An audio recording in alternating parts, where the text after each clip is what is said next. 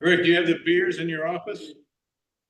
Well, We'll take Welcome everybody to the April Wow. 1st meeting of the Charter Revision Commission. We'll call the meeting to order at 6:33. Do a roll call for the folks who are here live. We have Carl Dickens, Tyler Fairbairn, Doug Hempstead, John Levin. Online, Rick McQuaid, Jim Clark, and I saw Tanya's name on there. Yeah, Tanya's here. We have Tanya Rosemo with us online. I know that Joe Bennett will not be available this evening, and then hopefully we'll see Ed a little later on. Steve Mennick will be joining us in a little while. We had another charter meeting this evening, so he was going to check in by Zoom. We'll quickly do the acceptance of our meeting minutes from the March 18th, 2025 meeting. Do we have a motion? Thank you, Doug. I had a couple minor things there on the attendance. John Levin's last name should be Levin and not Levine. It was the only place in the document that I noticed that happened.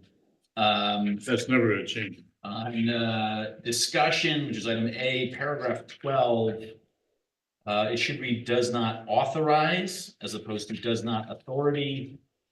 And then it should be proposed language is, not proposed language is a. And then on page 4 of the minutes, the last paragraph there, there was an I missing where there should have been it just said T. So those were my changes. Did anyone else have any corrections, updates to the minutes? I think Commissioner Rhodes Small had attended the last meeting by Zoom rather than in person, and she is in. Correct. Yes, that's So correct. her name would move down to the via Zoom Okay. portion. Otherwise, I do not have other comments. Okay. All in favor of approving the minutes with those corrections? Boy, Any opposed? Any abstentions? No. Ed, welcome. Just noticed you there on Zoom. Thank you. Okay. Public participation. We have one in person, which is a nice treat to have somebody here with us in the chambers. And then we will go to the online after that. Welcome. Good evening, members of the Charter Revision Committee. My name is Moina Noor, and I live at 15 Pequot Drive. Thank you for letting me speak tonight. As chairperson of the Norwalk Public Library Board of Directors, I'm here to present our recommended changes to the city charter regarding library governance. You should have received my letter about this as well. Historically, our library director has been appointed through a collaborative process between the mayor and the board. This partnership has worked well. The board would work with city human resources to identify 3 qualified finalists, and then the mayor would make the final decision. This approach made perfect sense for our city-funded library. Our board, appointed by the mayor and taxing districts, understands this library's specific needs, while the mayor as chief executive makes the final hiring decision. This process not only works effectively, but it aligns with the state statute on library governance. It follows Connecticut State Library Board best practices and mirrors how most library directors are hired throughout our state, including in similar municipalities like Fairfield and New Haven. You can ask Attorney Mennick about the Fairfield charter regarding libraries, as I believe he worked on that charter revision. Unfortunately, toward the end of the last charter revision in 2023, in an effort to standardize mayoral appointments, our board was removed from this important function. Councilman Greg Barnett and the mayor himself were not in favor of this change. Section 8.2 now grants sole appointment authority to the mayor with common council approval. This means the library board, which oversees library policies, planning, and facilities, now has no formal stated role in selecting the director we work most closely with. While I have complete confidence in our current administration, we must consider long-term implications. As libraries face increasing politicization nationwide, their role as neutral centers for knowledge and community engagement becomes even more critical. The mayor-board partnership helps safeguard this neutrality, particularly if we someday face leadership with a narrower perspective. We're also recommending 30 seconds remaining. We're also recommending 2 additional changes. First, clarifying the reporting structure in section 87(1) to specify that the library director reports to the board on matters of library policy and to the city on administrative matters. This better reflects the hybrid nature of this position. Second, updating the budget preparation procedure to formalize that the library board works with the director to prepare an advisory budget for submission to both the 3 BEC minutes. and Director of Community Services. This better aligns with our current management. These important changes will help to ensure our library system maintains its excellence and independence for years to come. I'm happy to answer any follow-up questions you have at a later time. Thank you very much. Thank you, Mona, very much. We did get your memo and circulated it, and I'm gonna speak with the Attorney Mednick, just because I think a couple of those things were ordinance related, so I don't know that there's much we can do with them in the charter. I think that the first part we might have been able to, but I'll consult with Steve, and then we will get this on the agenda at a future meeting. Yes, absolutely. Absolutely. Thank you. Okay, so we're gonna move to online. I see one hand raised at the moment, Diane Lauricella. Diane, welcome. Thank you, Chair Fairbairn and the commission. Can you hear me? Absolutely, yes. Terrific. First of all, thank you for letting me appear virtually tonight. I again applaud the tenacity that you all are sticking with this, doing your best to make changes that will be voted on in the future. Tonight, I wanted to mention things that were on your agenda that I have thoughts about. Under Title 10, Budget Public Funds, under Board of Estimate and Taxation, I guess it's 1C2, Public Engagement. Based upon my experience the other night and other years, I believe that the Board of Estimate should be made once they have a public hearing, and this should go even with the council related to capital budget, that the night of the any public hearing should not be a night where they will vote on that budget. What we saw last week was offensive as far as the purpose of public hearing in the first place. They voted on the budget, the operating budget, after extensive public interest from more than just the Board of Ed parents, but others as well, and decided to cast away almost any and all public comment. Most of it was very well thought out and from the heart and the head. And they just mostly decided, I think 2 out of the 6 or 7 voted not to vote that night, but the chairman and others did vote. So I would like to, I don't know if this would be in an ordinance. I would prefer this be codified in a charter that, and work it out in the scheduling, that the Board of Estimate and Taxation for operating budget and the Common Council for capital budget cannot vote the same night as the final public hearing. Secondly, I do think we should have an elected Board of Estimate and Taxation. But if you cannot, I think that you should make sure that someone elected has some influence other than the mayor on who gets put on the Board of Estimate and Taxation. Number 2, the $1.1 million for what I'm calling the puny parcel on at Lockwood Matthews Mansion should never have been allowed by this Board of Estimate and Taxation. 30 seconds Page remaining. 9, 10-13, review by the planning and zoning. The public hearing itself is kind of a joke because all they're looking at is whether it's germane to the POCD. I'd like you to consider changing P and Z's role back to monetary oversight.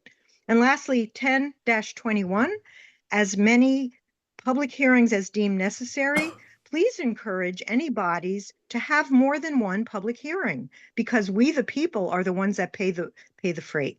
So thank you very much.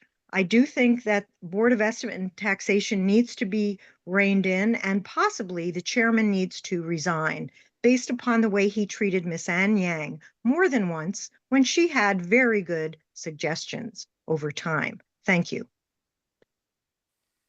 Thank you, Diane. I see a couple other names on the Zoom attendee list. We have nobody else here in person with us, so last call, if anyone on the Zoom attendee list would like to participate in the public comment portion, please raise your hand digitally. If not, we will move on our agenda. I have a question for Diane, just real quick. Diane, do you know approximately how many people showed up from the public at that hearing at the BET? She may be muted. Did you, Boogie? No, can you hear me now? Yes. Okay. Well, I am not aware because of the lack of proper permissions on a Zoom call in this city. We, the public, do not know how many people, but the IT people do know how many were on that call. And there were dozens that spoke in person, but online or as a Zoom call, we, the public, have no way of knowing because of the lack of proper permissions, including lack of video tape. Of even now, you don't see me, you can hear me. And that is an IT problem that this city needs to look at. So I think it was Mr. Dickens, you can find out from the IT people as to who was online. Okay, I appreciate the answer. I can answer that question, Carl. I was there. I'm on the BET, as you might know.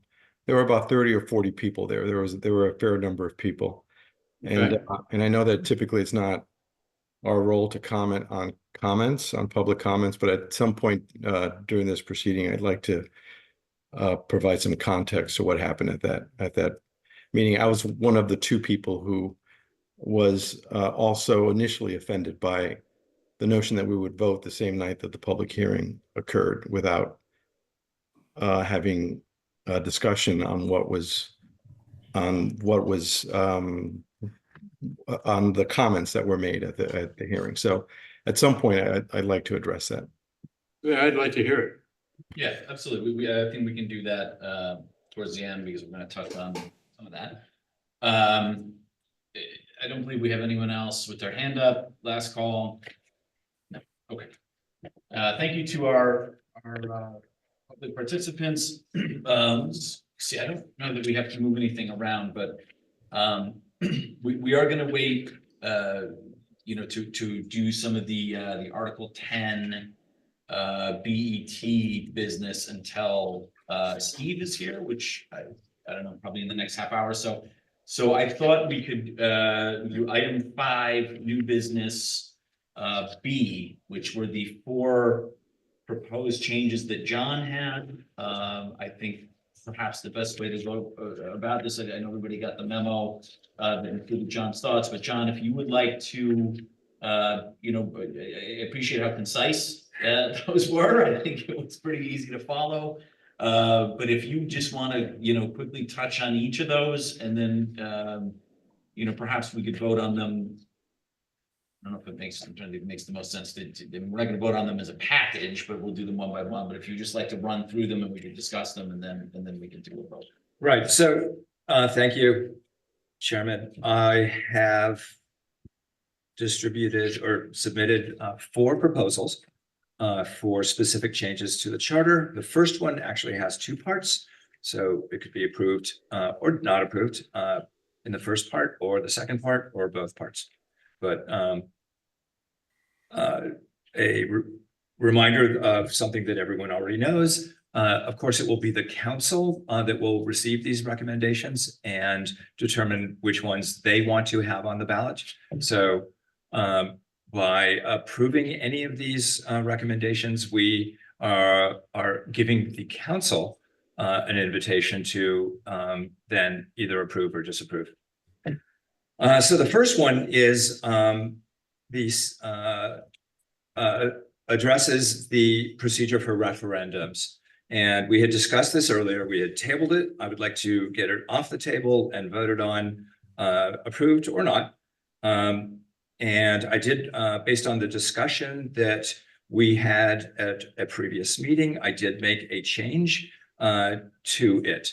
Let me ask this question. There's 9 commissioners on in total, 8 are present at this meeting. Is there anyone who has not had a chance to read or review the 3 pages that I submitted for these 4 proposals? I have not. Okay, so that appears to be only Ed. I looked at them, but I'd like to hear them again.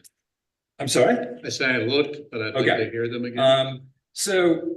The referendum procedure is in the charter in section 410. And the current hurdle that we have is 8%. The numbers that implies is that anyone who wants to petition for a referendum, given that there are approximately 65,500 registered voters in Norwalk, that person would then have to gather 5,239 signatures and addresses. So it's not just a signature, and these would have to be physically obtained. It's a very, very high hurdle. In other towns have lower hurdles. Danbury has a higher hurdle. The bottom line is citizen referenda are extremely rare. Only a truly, truly dedicated and determined group of people will ever be able to gather enough signatures. Anyway, part 1 of my proposal is to lower the petition threshold from 8% to 4%, cut it in half. It would still be well above New Haven's current 1.5%, but it would be lower. And the number of voters' signatures and addresses that would be required to be submitted would then be 2,619. Bear in mind, to petition yourself onto the ballot for mayor or council member is going to be something like 150 signatures, if I'm getting that right. Rick, you might be able to correct. I mean, these are very, very low numbers. 156. Okay, 156 to get on the to put your somebody on the ballot for mayor. So again, the proposal for part 1, proposal number 1 is to reduce from 8% to 4%. The other changes in part 2 are the ones that I discussed previously, and that was to change, just update what I think is overly restrictive and in one sense maybe too permissive language, reduce the number of electors that must begin the petition from 5 to 4, increase the required fee for pursuing this from $25 to $200. Just simply, a requirement that somebody who is going to pursue this is committed. And the other one is to increase the number of days available to gather signatures from 25 days to 45 days. And that's it. Those are the 2 proposals. I can go on to the next one, or we can discuss and vote, or. Why don't we discuss them both? Okay. And anyone have any thoughts or questions on? Well, do we need a motion to? Yes. With respect to that? With respect to Sure. that?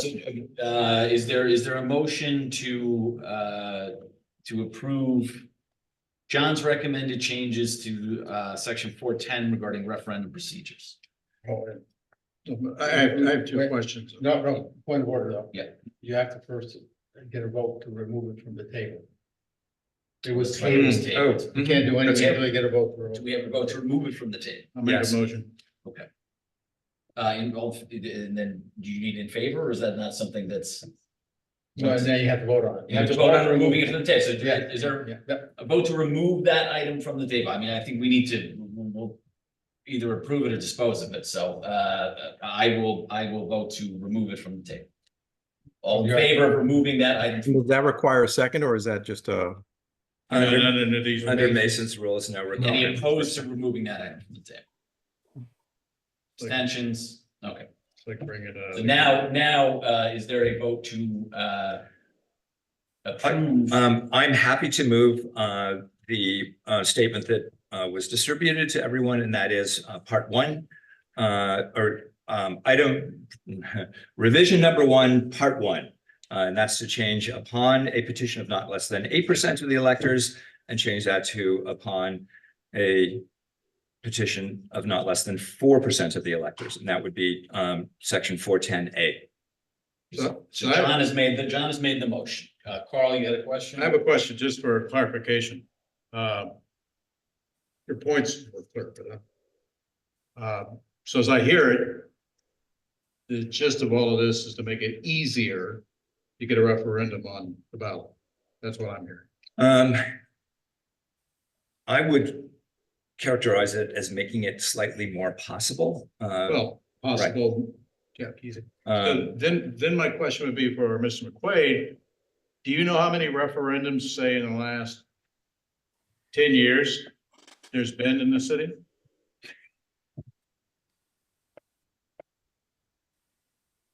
Maybe one, no, zero, because it was charter, it was not a referendum. No, I have not seen one as town clerk.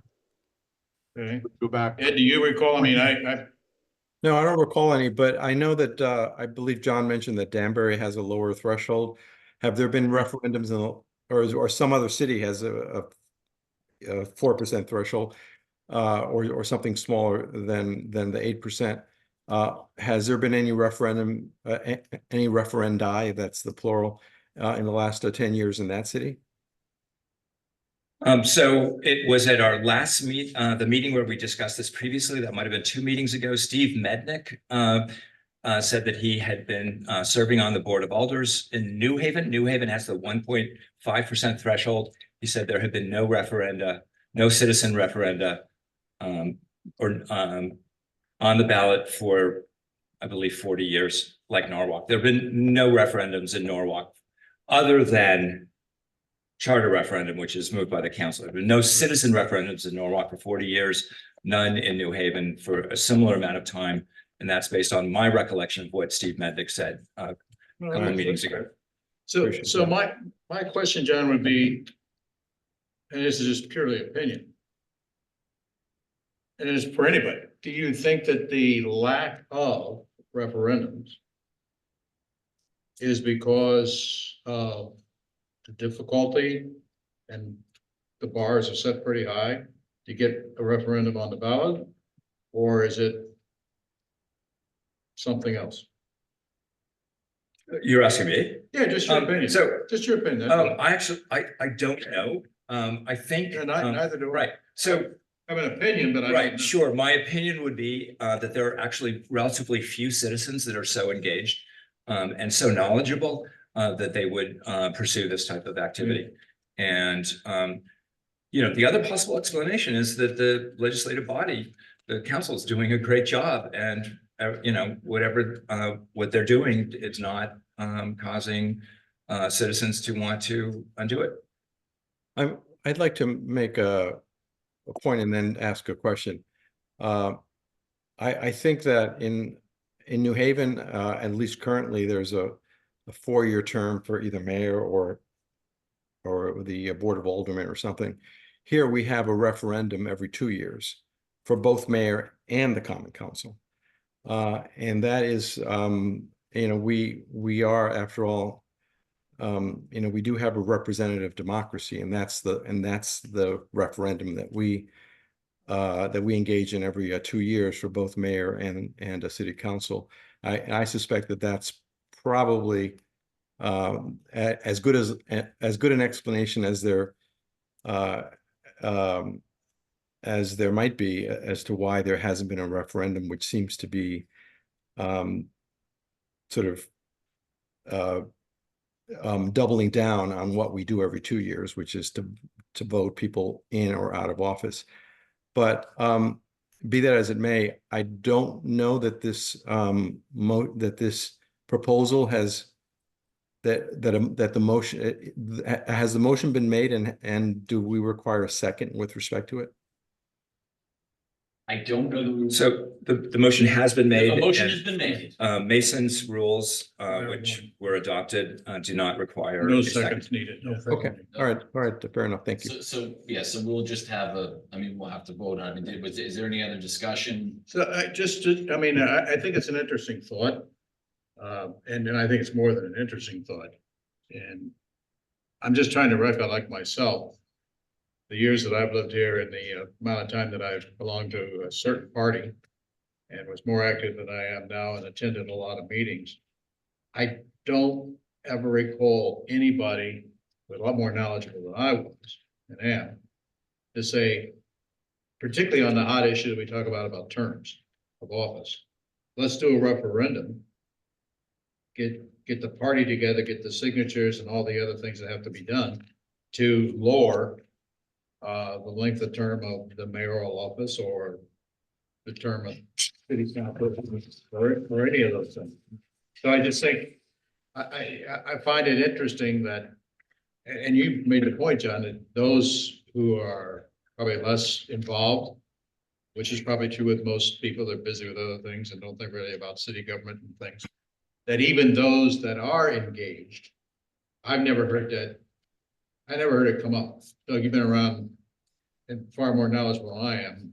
Did you ever hear it discussed at any district meetings or citywide meetings? Not of late. It has. Two things tend to happen when this ever comes up. I mentioned before, this happened when they split the P and Z back in the 80s. And there was another item, I couldn't remember what year it was another referendum. It tends to happen during economic tough times, because people tend to pay more attention when their pocketbooks, money's leaving faster than coming in. Sure. And if something's Or taxes what going up. people feel is egregious. Mhm. So, having said that, from a local level, there's usually not too much, but maybe passing a budget or something like that. And if you're the Board of Education people, parents and all, want to stop it and take a petition out or whatever, Yeah. that's a possibility. I always believe people should have an avenue to recall something in government. It happens less at the local level because there tend to be less issues. I'm sure based on executive orders the last 5 years. I'm only going back that far. I'm sure the people wish there was a referendum across the United States for challenging executive orders from both sides. Oh, yeah. It was in there. Hmm. So I don't take a front with John's purpose is trying to just lower the bar a little. It's still the reality. It's probably not going to utilize it unless something's really egregious. So I'm saying maybe over the last 30 some odd years, it's been two different referendums. Yeah. I don't have a problem with it because I don't think it's overplacating anything to make it so easy that, 10 people can get together in the back room and do a petition, because this petition, you got to get actual signatures. It's not like one of those online petitions. And addresses. And address. Right, so. And the clerk is entitled to disqualify anyone, any one of those signatures. It's kind of like no harm, no foul. What was your calculation, John, on what 4% would be? What was the raw number there? I remember you Oh, sure. mentioned it last time. So based on the 2024 election registrations, 4% of 65,468 would be 2,619. Within 45 days.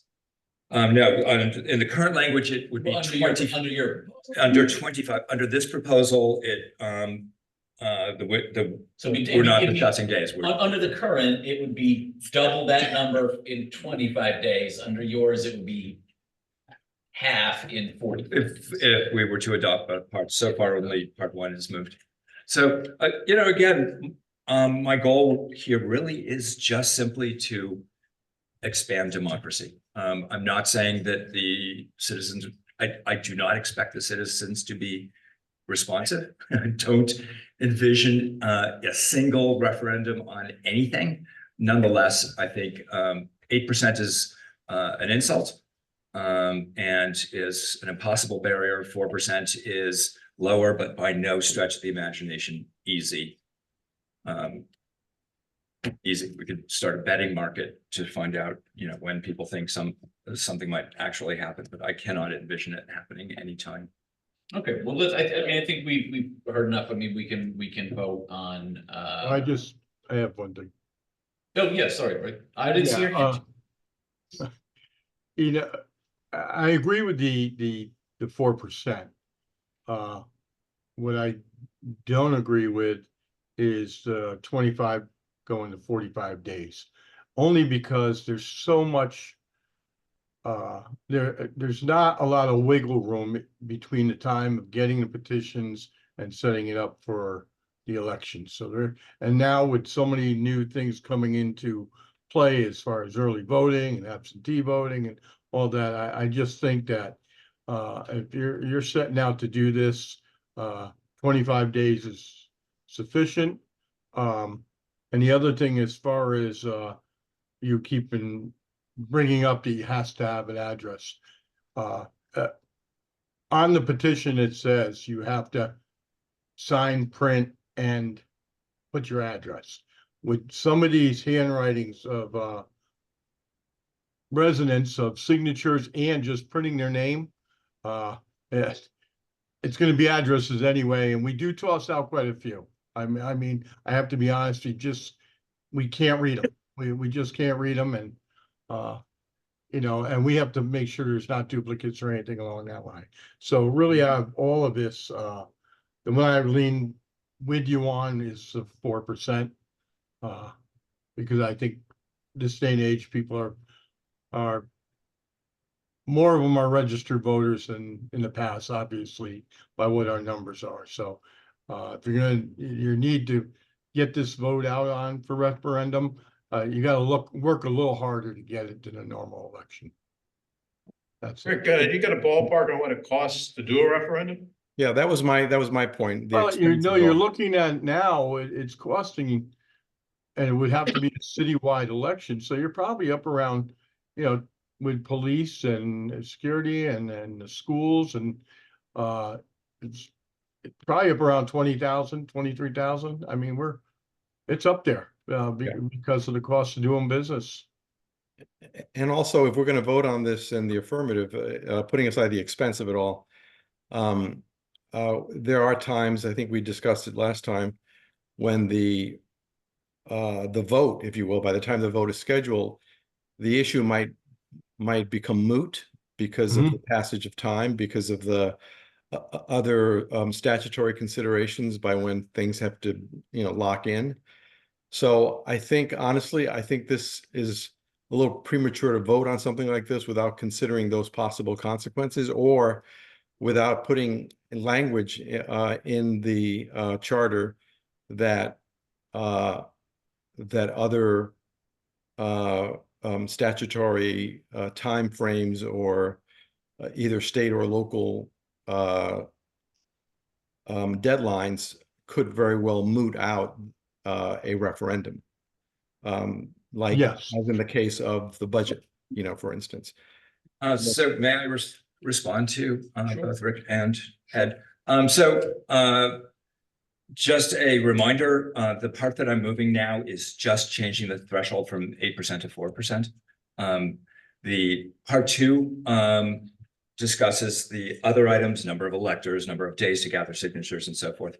And I separated them out exactly for this reason, because I think the simple, the straight up pro-democracy, allow citizens to participate in government, other than voting at election time, this simply makes it slightly more possible. Yeah, I In appreciate terms that. of You know, whether something becomes moot or not, you know, I think the language that's already in the charter probably should be satisfactory. And I am just trying to address the hurdle of 8% versus 4%. What language is that? What language are you referring to that should be Oh, satisfactory? sure. Ed, the package that Esther sent us, the proposals that I have are pages 18, 19, and 20. And it would be the first page, page 18 at the very top. The language currently reads, this is section 410A, currently reads, upon a petition of not less than 8% of the electors of the city. And What language proposing- takes into account the mootness issue? The statute of limitations issue, basically the issue of timeliness and whether or not the referendum is mooted out by virtue of other timeframes that we have to adhere to. I think that's what you were, I think that's what you were responding to, right? So I just want to know what language that is.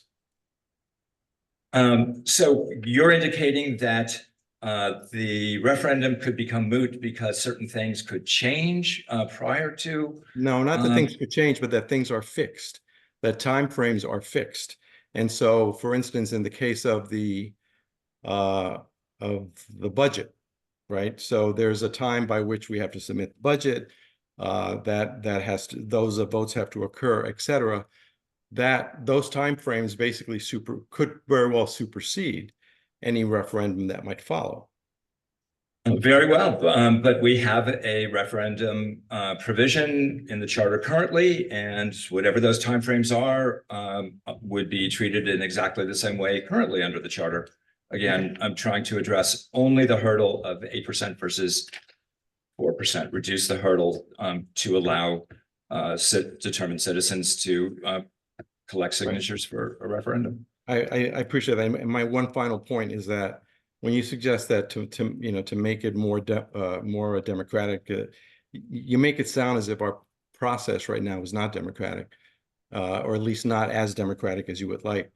We vote every 2 years for city council and for the mayor every 2 years. The United States Congress, the House of Representatives, run for election every 2 years. That's pretty close to democratic. What I don't want to see is a situation where in California you can basically vote to remove a governor, because there's this sort of a groundswell or this a whim of some sort, and it's going to be extremely expensive to the city, in that case to the state, and the end result is that you're trying to undo the democratic process. That's my only concern about this, and I don't think that we need to make it harder to have a referendum, but I think that the underlying issue that you're seeking to address is this sort of perceived lack of democracy, or the democratic process is somehow not available to people or to the electorate. That, I think, is a premise that I cannot agree with. I think that the fact that we vote for a common council and for mayor every 2 years is pretty as democratic as I think you can get in any jurisdiction. It's not as democratic as you can get because, in fact, if you look at the charter as it is now, there already is a referendum provision in it. So what you are saying you oppose is already in the charter. And so this is the only opportunity for direct democracy in the sense that citizens can, pursue their issue. But it's through this process. It's specific to an ordinance, though.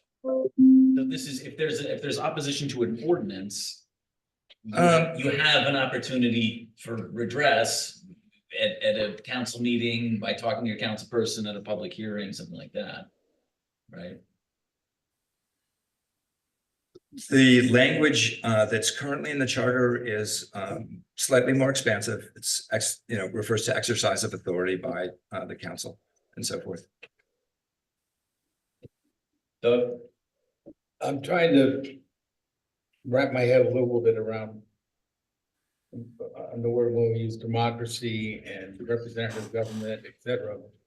Because I'm trying to think what would be more fair and getting more people involved in having a referendum, because people would have to get the signatures, quite a few on top of it, and then get enough votes out to make it happen.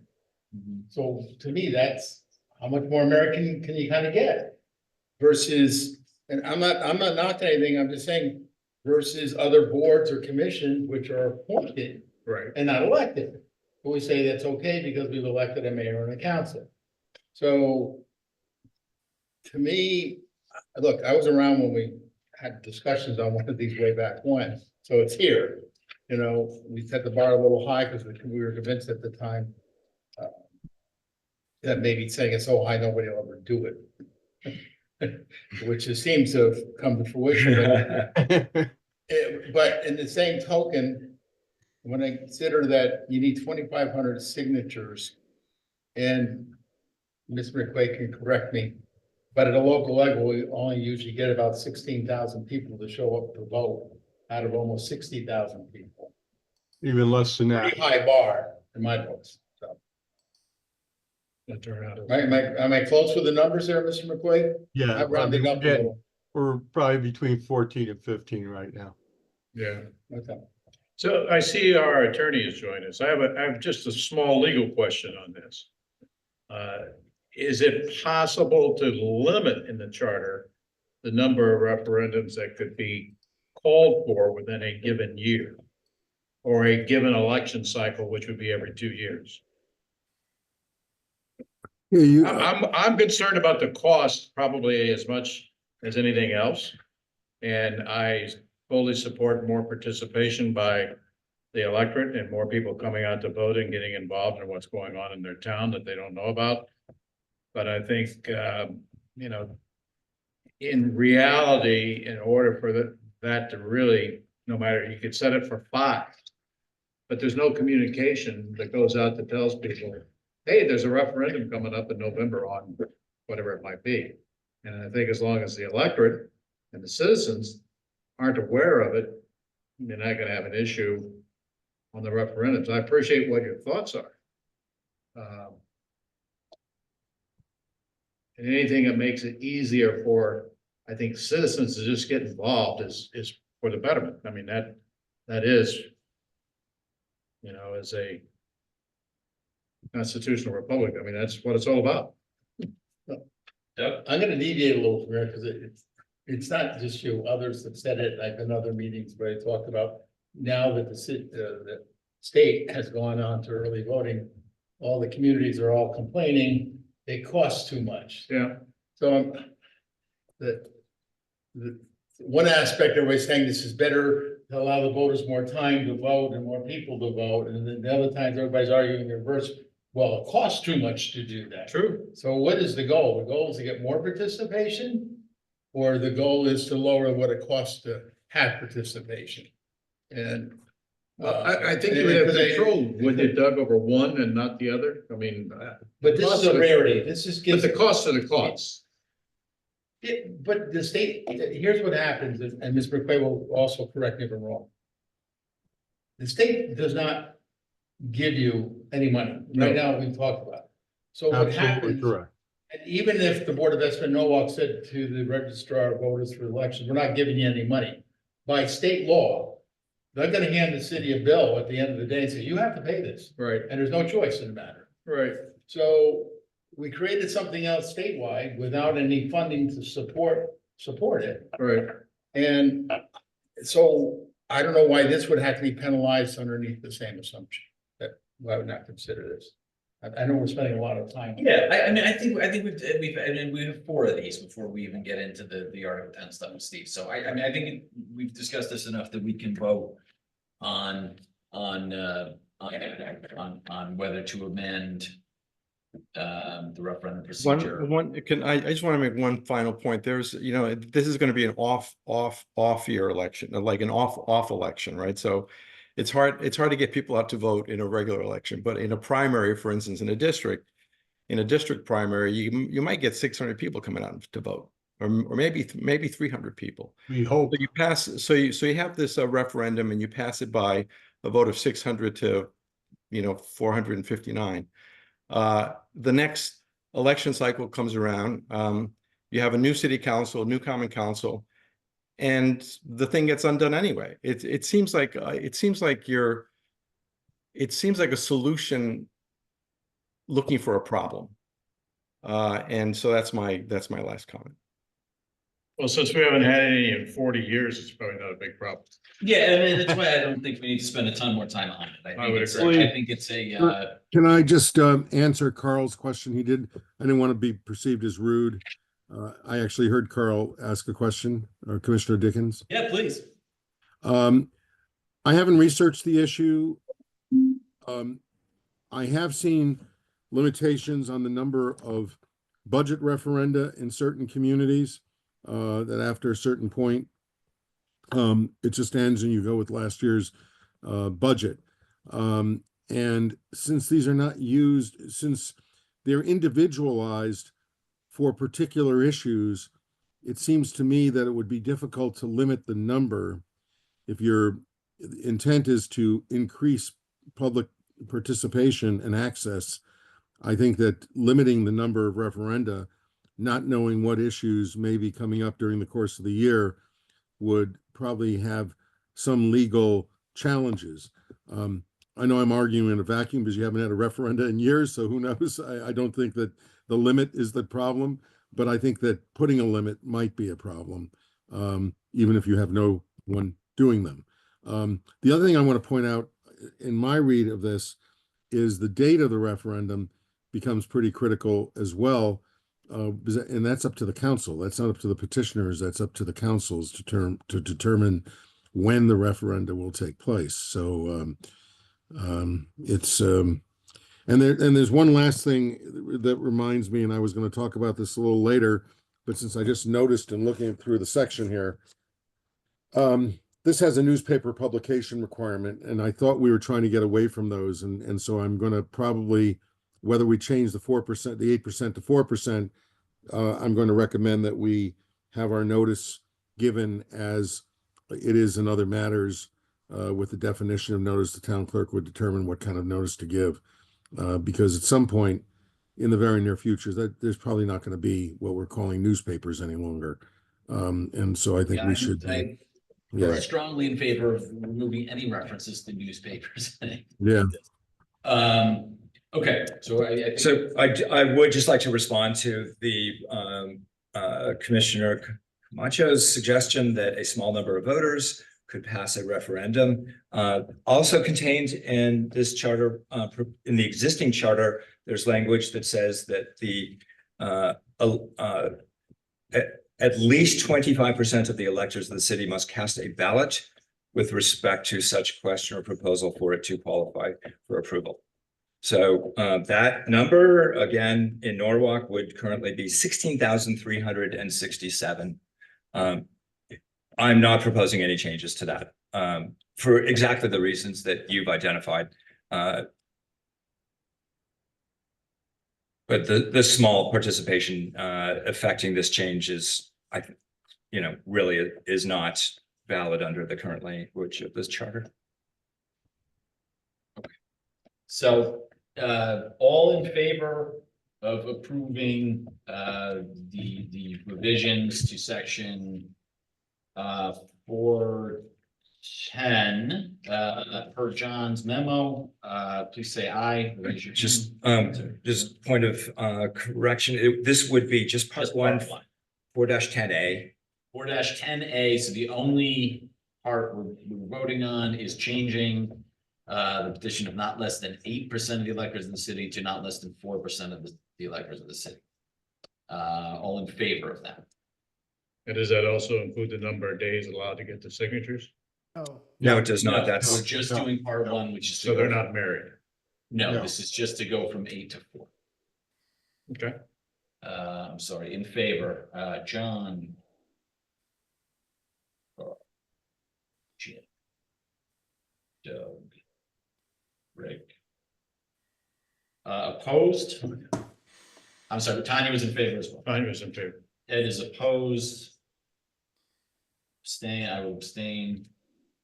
So that motion passes. To change from 8 to 4. John, would you like to go into part two? Sure, and. Part two, item two. Right, I've titled it Part Two, Item One, and that is, this would be proposed changes to section 4-10 B and D. Just as I summarized earlier, this would be to reduce the threshold of 5 electors coming to the clerk in the city to 4. To increase the fee that they must pay the city clerk from $25 to $200. And then also to change the number of days available to collect signatures from 25 days to 45 days.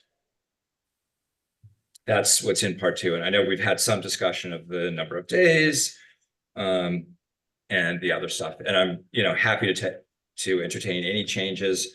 I think the important one we've done so far, and the others are less material. So Rick Yes, expressed his concern about the 25 to 45 days, right? yes, I did. Okay, I have a comment. yes, Jim? Given Rick's comments about the timing, this is a concern for me as well, since you really know from Rick experience. And so in general, I feel like these next set of proposals are almost, they're not either not needed, or we are not ready to deal with those proposed changes at this point. So just so you know, so I'm not going to vote for these changes because I don't think there is quite enough thought put into it. It's a good gesture, obviously, but I think given Rick's understanding of the timing of the situation, that I think it would be premature to make a change to our charter when we don't have enough, I think, real information to know whether this would be the most apt change to make at this point. That's my comment. Okay, thank you, Jim. Since And- the amendments are considered, I guess, one amendment, basically, increase the fee from 25 to, reduce the number of electors from 5 to 4, increase the fee from 25 to 200, and increase the days from 25 to 45. I would propose the following amendment, that we, because we're decreasing the number of electors needed, that we would go from 5 to 4, that we would, I guess, remain at 4 electors. Sorry, that we would go from 5 to 4, which makes sense. The fee, frankly, I think that it's really, it doesn't make a difference. Well, 25 to 200, if you're trying to get people to increase participation, you're not doing it by making it more expensive. So I would propose that remain at 25%. And I would also propose, since you're reducing the number of electors required, that we keep the number of days required to 25 days. So I would agree. So I would propose that we decrease the number of electors from 5 to 4, but that that the fee remain $25, and that the days required to collect the signatures remain at 25. Thank you, Ed. Rick? Yeah, I have to agree with Ed. Sounds For close. one thing, since we haven't had a referendum since I've been in office, I'm not even sure where the $25 goes. I gotta be totally honest with everybody. I'd like to strike that from the record.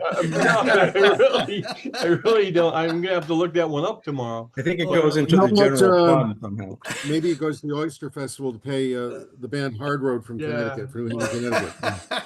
It's probably gonna go toward my licensing for torpedo bats, but I do agree with Ed that, leaving the fee where it is now and keeping it at 25 days. But I would go along with the 5 to 4, or 4 to 5, whatever. The one you were going. 5 to 4. 5 to 5 to 4. 4. I think that's reasonable.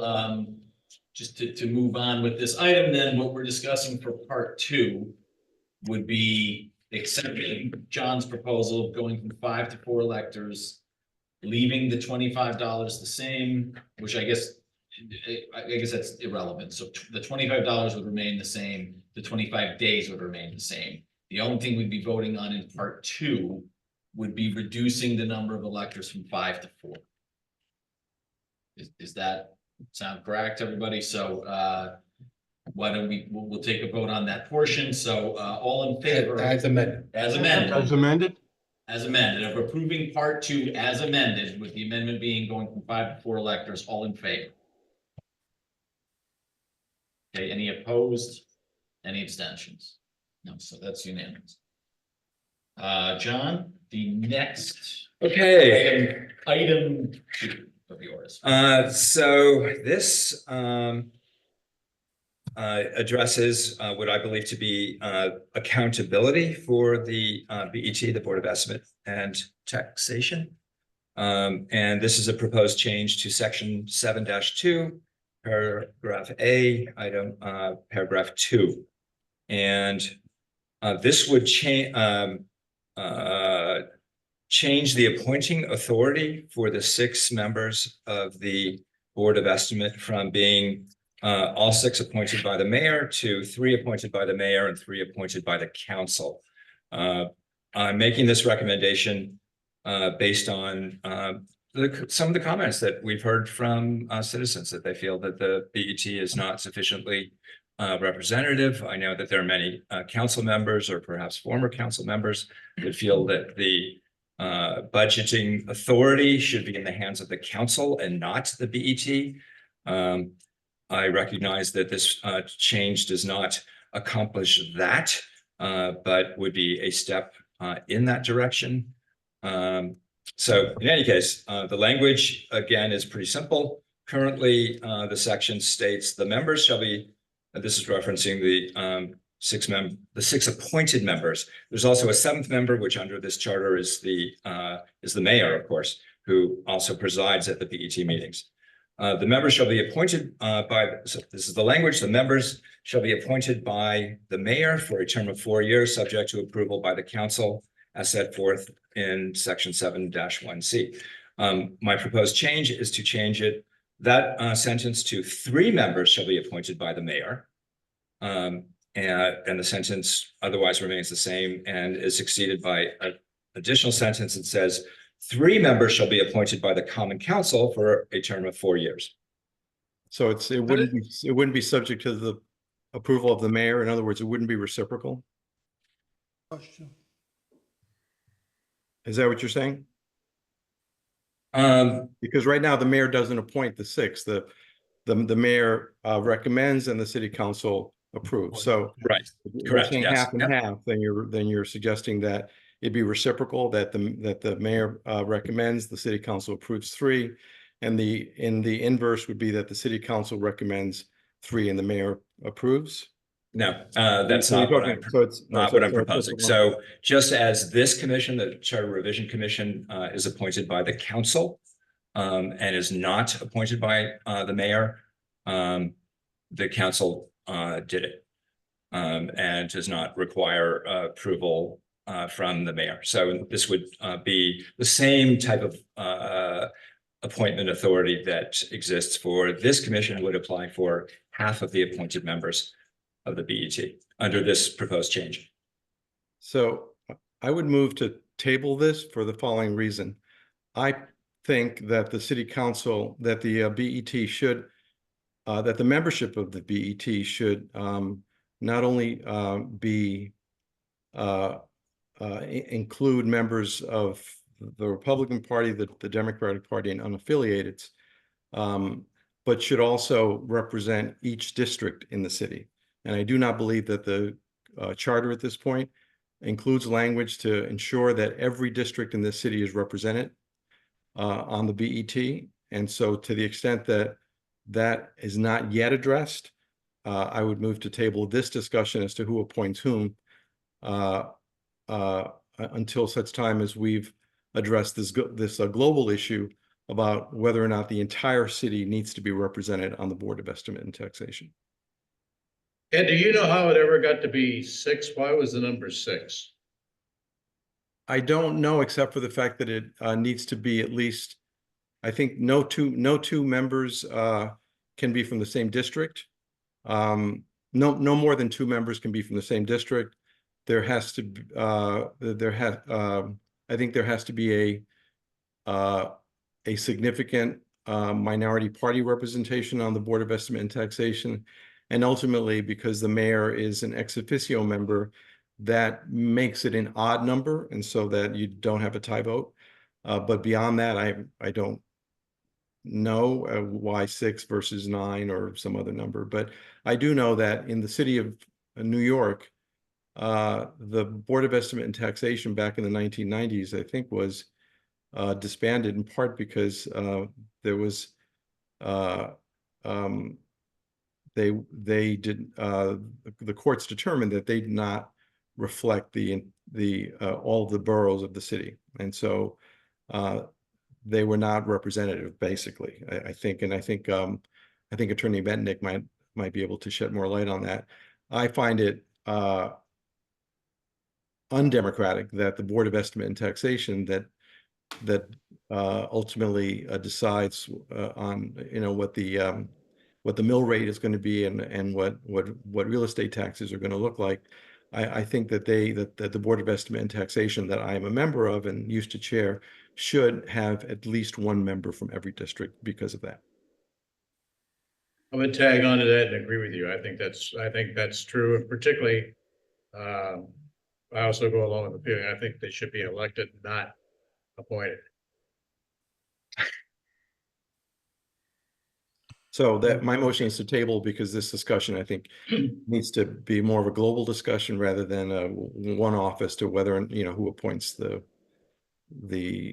members of the BET. Okay, I think that's reasonable. So is there a vote on Ed's motion to table? If there's any, can we have any additional discussion on the No. motion to table? No, Absolutely. Not debatable. Motion Okay. tables not debatable. Okay, In favor, all in favor? I request a roll call vote, please. Sure. Thank you. All in favor of tabling this discussion? Carl? I vote to table the discussion. Carl votes yes to table. I vote yes to table. Yes. Doug is yes. John? No. Okay. Ed? Yes. It's a yes. Rick? Yes. Tanya? Yes. And Jim? Yes. There's 7 in favor of tabling, 1 opposed, no abstentions. Okay. I tried. And I just have a quick question. At what point in this group's, before it's disbanded, are we going to discuss the fact about, and you hear it from the public when they speak in the columns, and when you talk to people about having the BET elected? When are we going to have that? I will, well, I'll see how much progress we make on the Article 10 revisions this evening. And then I will check in with Steve before our next meeting. I know I want to get the library on the agenda. I need to speak with Steve about the details of that because there were, some concerns. And then we can get that on the agenda as its own item, because I agree with you. And we've heard from a number of people, and we're not going to ignore it forever. But I think to Ed's point, I think there's and I think, John, you have, I don't disagree with your approach, the logic behind it, the reasoning behind it. But I think to Ed's point, there's more we need to take into account before I think picking out any particular pieces of it. But Carl, I share your desire to I think get it that's, addressed. I think that's an important thing on the agenda. Yeah, well, that's why I think And, if I may, just from an observation point, as we keep talking about this within the people who live in this city, I would bet if we stopped 10 people on the street and asked them, do you know about the BET and what they do? They wouldn't know. Yeah. Three branches of government. Fair. Steve? That's Half perfect. of them wouldn't stop. Yeah, what I wanted to point out is, I don't know if anybody recalls, I did provide you with a background document for this meeting, which you should take a look at because it lays out the structure of boards of finance. And there's only 2 BETs in Connecticut, but basically boards of finance in the top 20 communities in the state. So you can take a look at which ones are elected and the composition. If you want to use it as a primer for your debate on the subject. Absolutely. Thank you. Yeah, that's the one in blue, right? Yeah, and I do think we should have this as we'll have it as a, you know, a standalone discussion point at a very near future meeting. And just with respect, I said earlier when Miss Laura Cella spoke that I wanted to clarify the vote on the BET. I'm not sure that this is a good time for it, but I didn't want to have that, you know, not be clarified or at least attempted to be addressed. But I'm not sure, Mr. Chair. Feel free to go over it now. I mean, I think it's the appropriate time. So typically at the public hearing portion of the budget process, I don't recall, and I've been on the BET for a very long time, I don't recall ever voting on the operating budget the same day that the public comment occurred. I think that the reason that it occurred this time around was because the statute required us to set the tentative budget by April 1st, which was today, and that meant that we had to vote on Friday. I think it was when we voted. But that's a tentative budget, and I was assured by the mayor and the finance director that we could still vote on what were considered open items, and many of the items are the issues that were addressed at the public hearing, because it was really only a tentative budget, but we had to by statute vote on it. In years past, the Board of Estimate and Taxation would come in under the cap. So the Common Council would set the cap at 440 million. The Board of Estimate and Taxation would come in at 1 million under that, let's say. And then discussions were had after the public hearing to decide what monies were going to be, what open items were going to be included in the final budget. And so this year we didn't really have much wiggle room, because the proposed budget, the proposed tentative budget, was right at the cap. There was not a single dollar left over that we could play with. So in the discussions that the BET will have after Friday, when the tentative budget was proposed, in those discussions, to the extent that we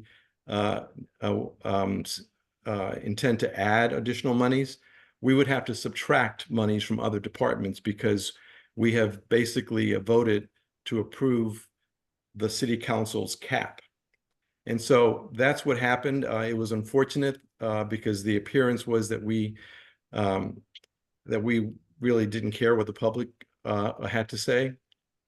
We had to vote when we had to vote, because the statute required us to have a tentative budget by April 1st, but it was only a tentative budget, and we will consider the comments of that were made at the public hearing, with the proviso that because we voted, we didn't have any wiggle room. We basically voted for the exact number that the city council had approved. If we intend to add some of those items that were discussed at the public hearing to the budget, we would have to subtract or remove monies from other places within the budget. And so I just want to be clear that that's why it happened the way it happened, and that it's not over until it's over. Thanks so much, Ed. Okay, so John, did you want to go into your third proposal? I would be delighted. And I would just add, the proposal number 2 has been tabled, but I think the suggestions made by other commissioners, Commissioner Camacho, Commissioner Dickens, that we should be considering changes that would require representation from each district on the BET, or the election of the BET by the voters of the city. All great ideas. And I would encourage you to actually, if you're willing to, go out and find the language in the existing charter, find what you think needs to be changed, and propose those changes. I have great respect for the attorney that represents this, that works on behalf of this group, but I will say that there is no magic nor even science to what lawyers do. My apologies to the lawyers present, and that humans, we can each individually do these things, write changes and try to do it. We may not do it as well, but we can do it. Okay, Chairman, I have one other question to throw in the mix on this while we're talking. I believe, Ed, you said that BET people are currently appointed for 4 years. 4 years, yeah. Where did that term come from? In other words, could they, as we vote, if it's elected publicly, why or can we change the term of those commissioners to be 2 years? That would coincide with the current elected officials in the city? I mean, the Board of Ed is 4 years, so I don't know where that came from either, but We can change that too. yeah, I think that it's staggered on the Board of Estimate and Taxation. I think there's a sense that stability when it comes to the city's finances is better than instability. And so there's a 4-year term because it takes a couple of years to get up to snuff when you're serving on the BET. And to the extent that the terms are staggered, you always have some institutional knowledge available on any BET. Because there are going to be people that have served at least, 2 years and will serve an additional 2 years. So I suspect that with education and with finances, I think that you want some institutional knowledge and you want some stability. And I suspect, although I don't know for sure, that's why the 4-year term for both. Well, I don't totally, just final comment. I don't totally disagree with what you just said. But to me, that also lends credence to have the elected term of the mayor and the elected term of city council be able to be more than 2 years. I don't disagree. Doug, Just a little bit further background on that. It's staggered, but it was originally done in the way they stagger it. That was changed because what would happen, a mayor would get elected and it would take him a full 2 years of his term to get a majority on the Board of Estimate and Taxation. And it was adjusted. So at the end of his first year of the term, if they're approved, he would have, his people sitting on the Board of Estimate and Taxation. And it made sense because if the mayor gets elected to run the city, you certainly, you want to make sure that he's got control of the purse strings in the sense that there is people are in agreement to whatever's policies about it. So just that's a little bit more background. No, but Can that's I an just- interesting thing to think Can I- about. Steve? Can I ask a question? Where is the stagger? It's not in the charter. So the way they start, if you go to the terms, it doesn't say it there, but the way it was originally set up, they're staggered. Well, I'm just saying the charter doesn't say it, is my point. Oh, it says you're charter appointed staggers for up 4 to- years. So if you're appointed for 4 years, it's whatever term. By that- nature of the seats. Yeah, whenever they started it up, Right. it's like one of those Yeah. things. I think Yeah. there's a board that was recently created that has that staggered language in it. I'm not sure that every board, that there's no general language in the charter that refers to if that commissions have to have a staggered term, whatever, at least commissions that are 4 years and the boards that are 4 years. And so maybe that's something that needs to be addressed in the charter. The Maybe charter the says that precedent- when the charter says when you're creating a board or commission, the terms may be staggered. And in the case where they do stagger, like the Board of Ed, they are specific. I was just puzzled because the Board of Estimate doesn't have that terminology in there. So that's something we should look at when we're discussing the composition. Right. I would agree. Okay, John, item 3. Okay, proposal number 3. This again, seeks to improve democracy, fairness of elections, and provide at least some credible path, distant though it may be, for representation of minority parties. And the proposal is a change to section 3-3, paragraph A in the charter. The language currently reads, and I was delighted to find this, and that is in the event, this section discusses the election process for the elected officials in the city. The paragraph concludes, in the event alternate election methods, this is the current language, in the event alternate election methods are permitted by law, the Common Council by ordinance may alter the methodology utilized in the municipal elections. I think that's very good. Now, I had raised the question or the value of cumulative voting as a way to address the current mismatch where we have, let's say, 55% of the votes provided to candidates from one party, and yet 100% of the seats of the candidates are awarded to that party. It's a problem, and we have this problem in Norwalk. It is my, after researching this voting innovation extensively, I strongly believe that cumulative voting someday will come to Connecticut.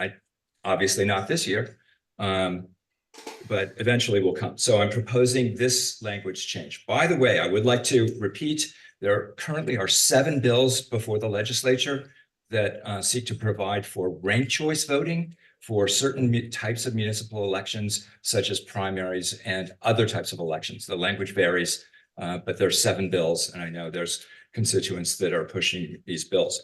So I propose adding an additional sentence to this language, and this is the proposal. It would add the sentence that reads, "The prior sentence notwithstanding, in the event cumulative voting is permitted by law, the Common Council by ordinance will alter the methodology used in the election of at-large council members to utilize cumulative voting for the next applicable and all future municipal elections." Okay. Yeah, I mean, my initial thought is that the existing language is, it allows for whatever, right? But now I think you are making it more restrictive by Exactly. declaring that it'll be Putting a cumulative rule on voting. My thought as well. Thank you, Chairman. I don't think there's any need to add that. I think it, Steve? Can I just say, and Tyler is probably articulating it because he remembers the debate 2 years ago, and I don't know if Rick is still there. Yeah, there's Rick. Yeah, One of the reasons we put this language in, Commissioner Levin, was precisely for the reason that you're stating, to add the additional one. This gives the council the ability by ordinance to alter the methodology for any alternate election methodology that occurs. And so to have a sentence dealing, and I don't want to engage in debate. So I think that from a interpretive perspective, that sentence is broad enough to cover cumulative voting, ranked choice voting, any kind of election reform. And it's still discretionary. They could keep the current system unless the state ultimately moves to change the form of system, the form of voting throughout the state. But if it's discretionary, the discretion now exists. Are you saying in yours that if this particular form happens, they have to adopt the ordinance? Is that the difference? So under this language, the council would be required to form an ordinance for the voting using cumulative for the voting process for at-large council members. So this would be the body What if the state permits itself. ranked choice but not cumulative voting? Then the sentence that is in there now governs? I'm sorry? If the reform that the state moved toward was ranked choice as opposed to cumulative, that's not covered by yours. It's covered by the current sentence.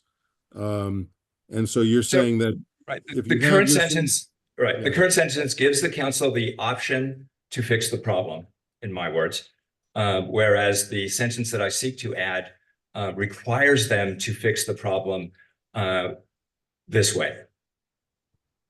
only for cumulative voting. Only for cumulative. With your proposed solution. On cumulative voting, well, ranked choice voting, if you're familiar with how it works, it's really not applicable for a multi-winner election process. It's simply not, it's for a single winner election process, like in a primary. So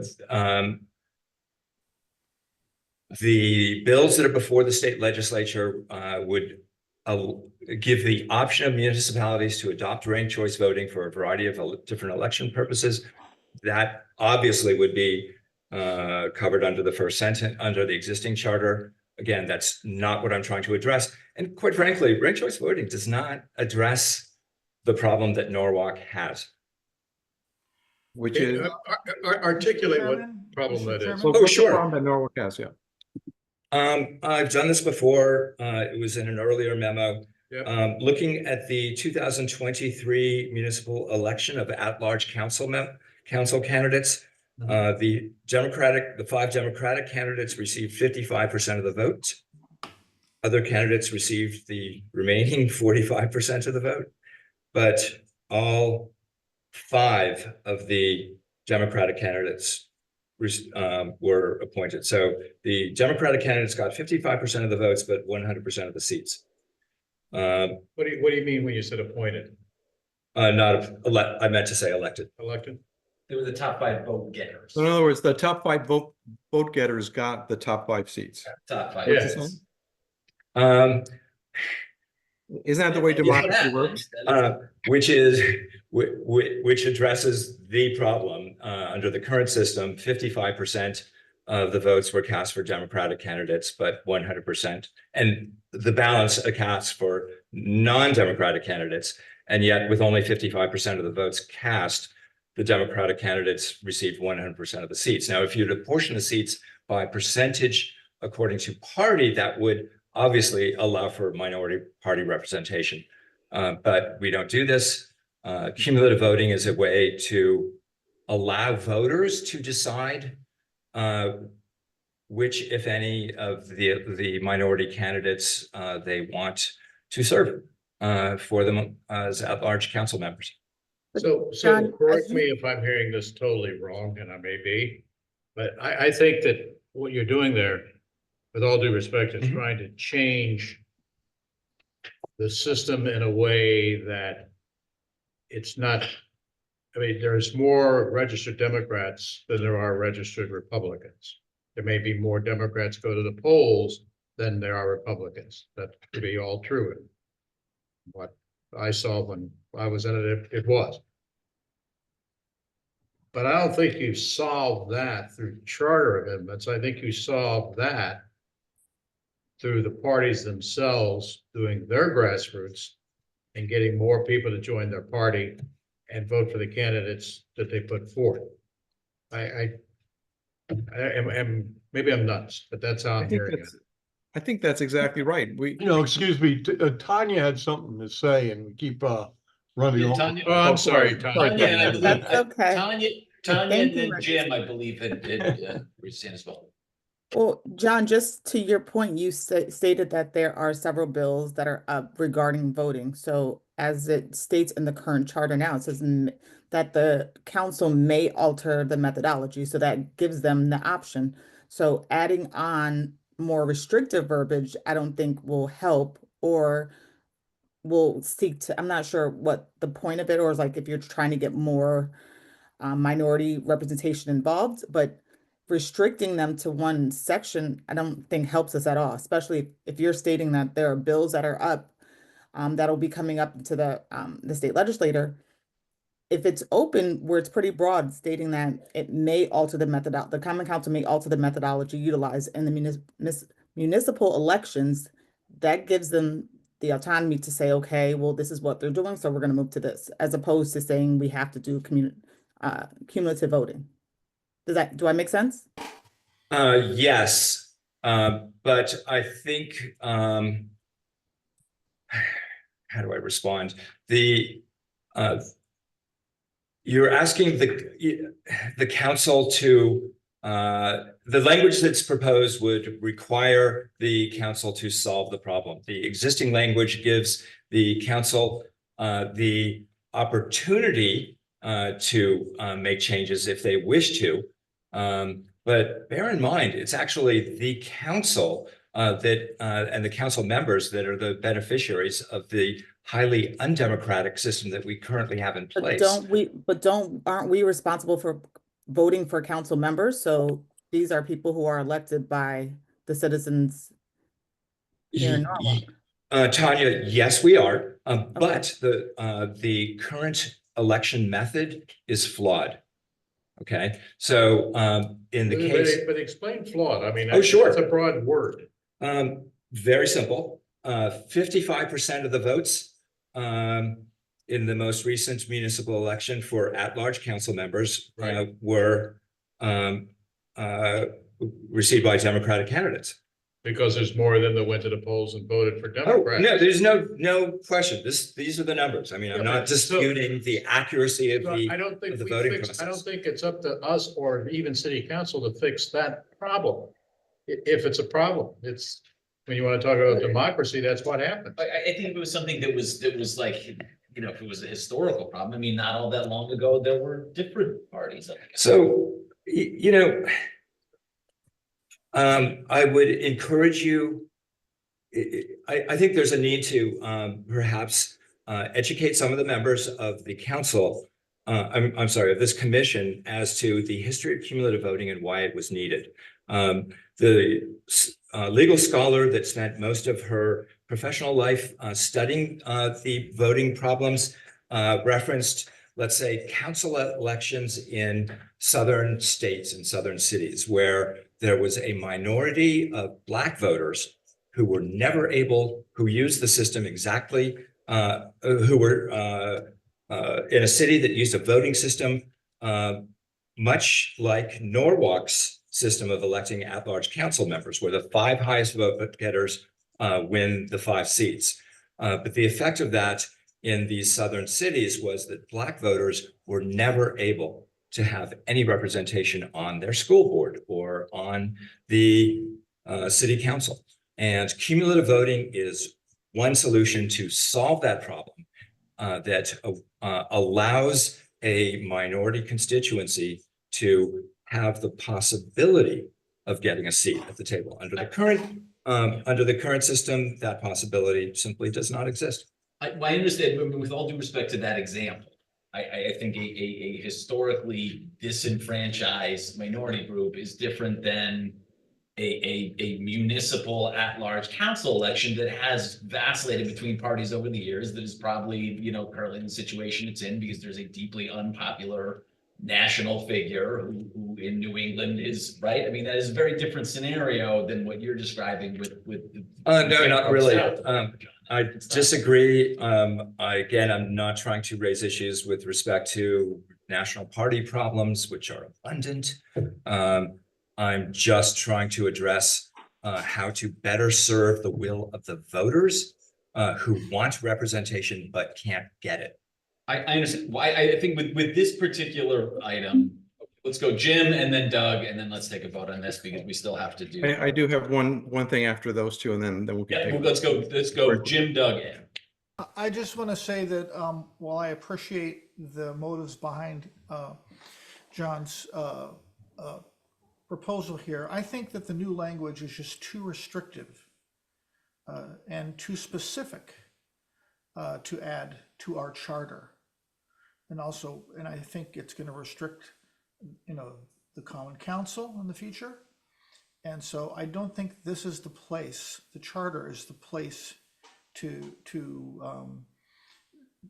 deal with this issue, because as state law changes and we're able to do other things, we can do that. We may do that as the charter says now. So I'm comfortable with the current language, and I'm not comfortable with adding language which restricts us and restricts our common council and future common councils to doing things a certain way, even though it has, you know, proponents such as John and many other folks. So my comment is not anything about the effectiveness of cumulative voting. It's just I don't think this is the place for it. That's my comment. Thank you, Jim. It was Doug then Ed. Was it the order? I don't support the changes. I think we're fine the way they are because it builds in flexibility. I agree with Tanya and others. So I don't think we need the changes. The only question I have, Steve, is the way this is phrased in the charter at this point in time. Can the council initiate minority representation voting? Because it's allowed by state law. No, because that would be, well, that's an interesting point. Need time to That ponder. is, yeah, you know what, well, arguably this language is broad enough where you might be able to do that. But if you start altering, it's not the voting methodology, it's really the structure of the body. It probably would require a charter revision, but the language is broad enough where that might be considered an alternate elective election method. So I'd have to look at it a little deeper, but I think it's a very, very perspicacious comment by the vice chair. Thank you, Doug. Ed?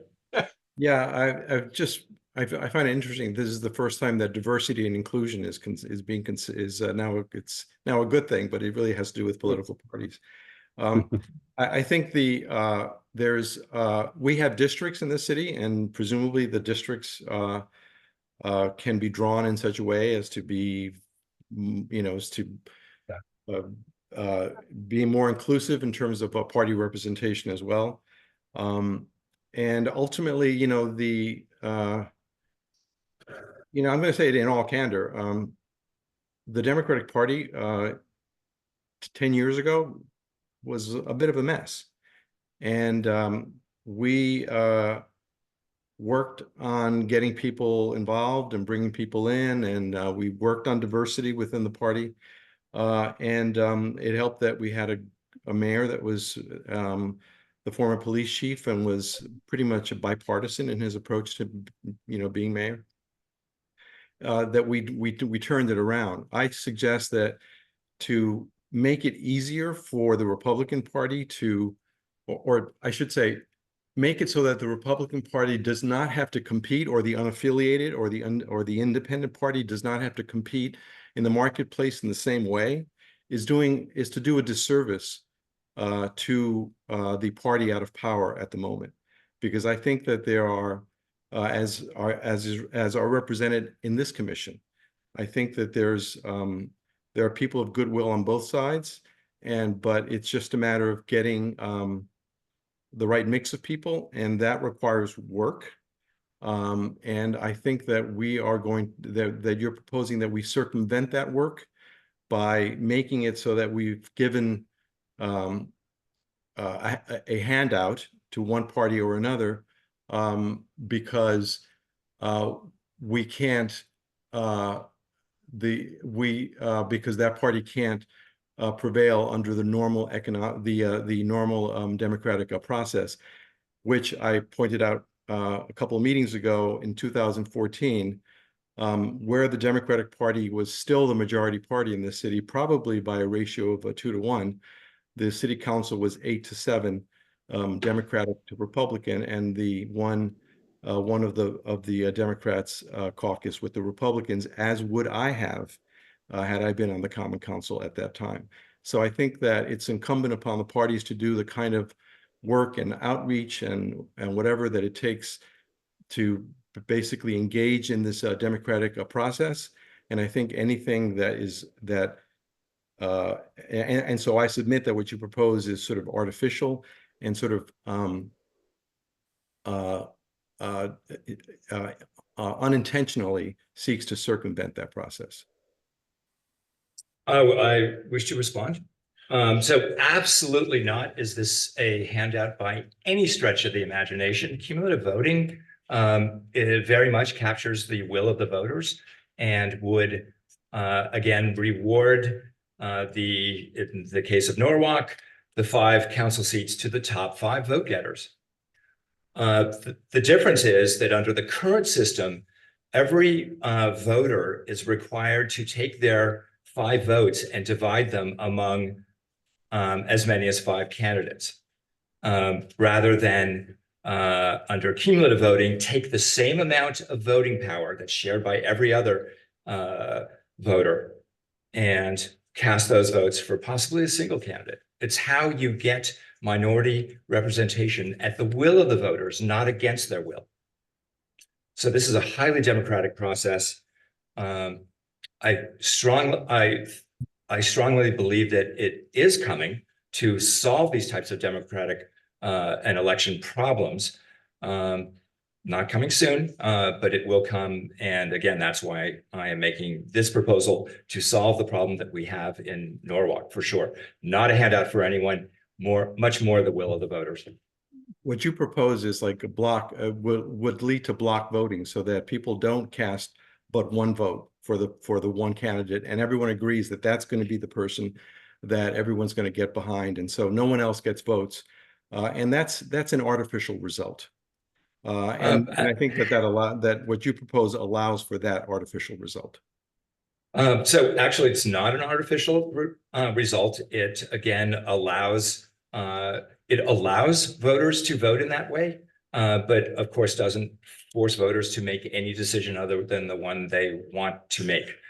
Once again, it is the way that otherwise disenfranchised minority voters are able to gain a seat at the table, where otherwise under the current system, they're simply shut out. And to be honest, if the parties were reversed, and in the most recent election, it had been Republicans who received 55% of the votes, but 100% of the at-large seats, I would propose the exact same proposal. What you really, really want to do is empower voters to have their voice heard and to allow them to be able to elect a candidate to represent them. Under the current system, 45% of the voters are not able to do that, for at least for at-large council seats. And I think we should try to fix that. And this is a way to fix it. And I would oppose it just as well, because then it would be up to the Democratic Party to work harder. That's where it lies with the parties. That's true. Okay. So true. Yeah, so I think with this issue, is there a motion? Let's move on. Let's move on. Is there a motion to approve John's proposed revisions? I shall make the motion. Okay, all in favor? I request a roll call vote again, please. Okay, all in favor. We will go, well, we'll go roll call. My apologies. Carl. Absolutely not. Okay, Carl's a no. I am a no. No, Doug's a no. John. Yes. Is a yes. Tanya. No. Is a no. No. Online, Ed is a no. Rick. No. No. Jim. No, Okay. Okay. It is 7-1, 1-7 rather. Okay, John, let's. I tried. You tried. It's an interesting debate, maybe for another time. Got to start somewhere. Item 4. Okay. The last of. The last one seeks to address a problem with the police commission accountability and governance. The proposal I seek to make addresses section 7-2, paragraph B, subsection 1, subparagraph A. Current language is I shall read the current language. You've all seen this in the memo, so hopefully you've had a chance to read it and think about it. There shall be a 5-member police commission consisting of 4 electors appointed by the mayor, subject to approval by the common council as set forth in section 7-1C. Continues on further. In addition to the 4 electors, the mayor shall be ex officio a voting member and chair of the commission. The language I wish to propose is that there shall be a 5-member police commission consisting of 2 electors appointed by the mayor, subject to the common council as set forth and so on, and 2 electors appointed by the common council. So again, the goal here is to divide the appointing authority between the mayor and the council. And then the language continues, in addition to the 4 electors, the mayor shall be ex officio a voting member and chair of the commission. I wish to add this sentence as well. I think this is very important.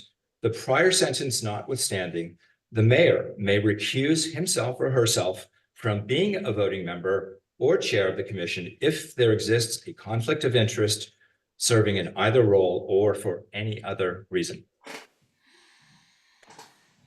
So I just want to point out under our current mayor, who is now in his 12th and final and perhaps final year, before being elected mayor, his previous employer was the Norwalk Police Department. He served there for 41 years. The final 17 years of those 41, he was chief of police.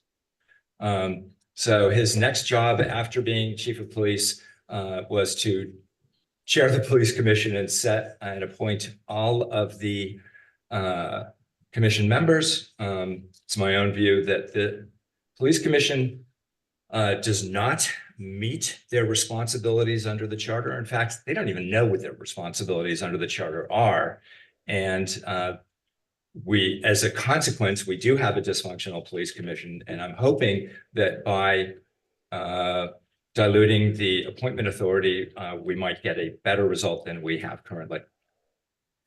So question, do we have an example of where this police commission has been negligent or dysfunctional or something along those lines that you're saying? Yes. So if you read under the charter, No, I mean, them as a body, have they done something that draw your attention to want to make this change? oh, sure, most definitely, yes. Again, under the charter, and in fact, it's not what they have done, it's what they haven't done. For example, And I have several examples, but I would like to emphasize that under the charter, the current language of the charter, the police commission is responsible for control, management, and supervision of the police force of the city and all of the property of it. The union contract for the police, for the Norwalk police officers expired 9 months ago. okay? Has it been reviewed or discussed in any manner by the existing commission?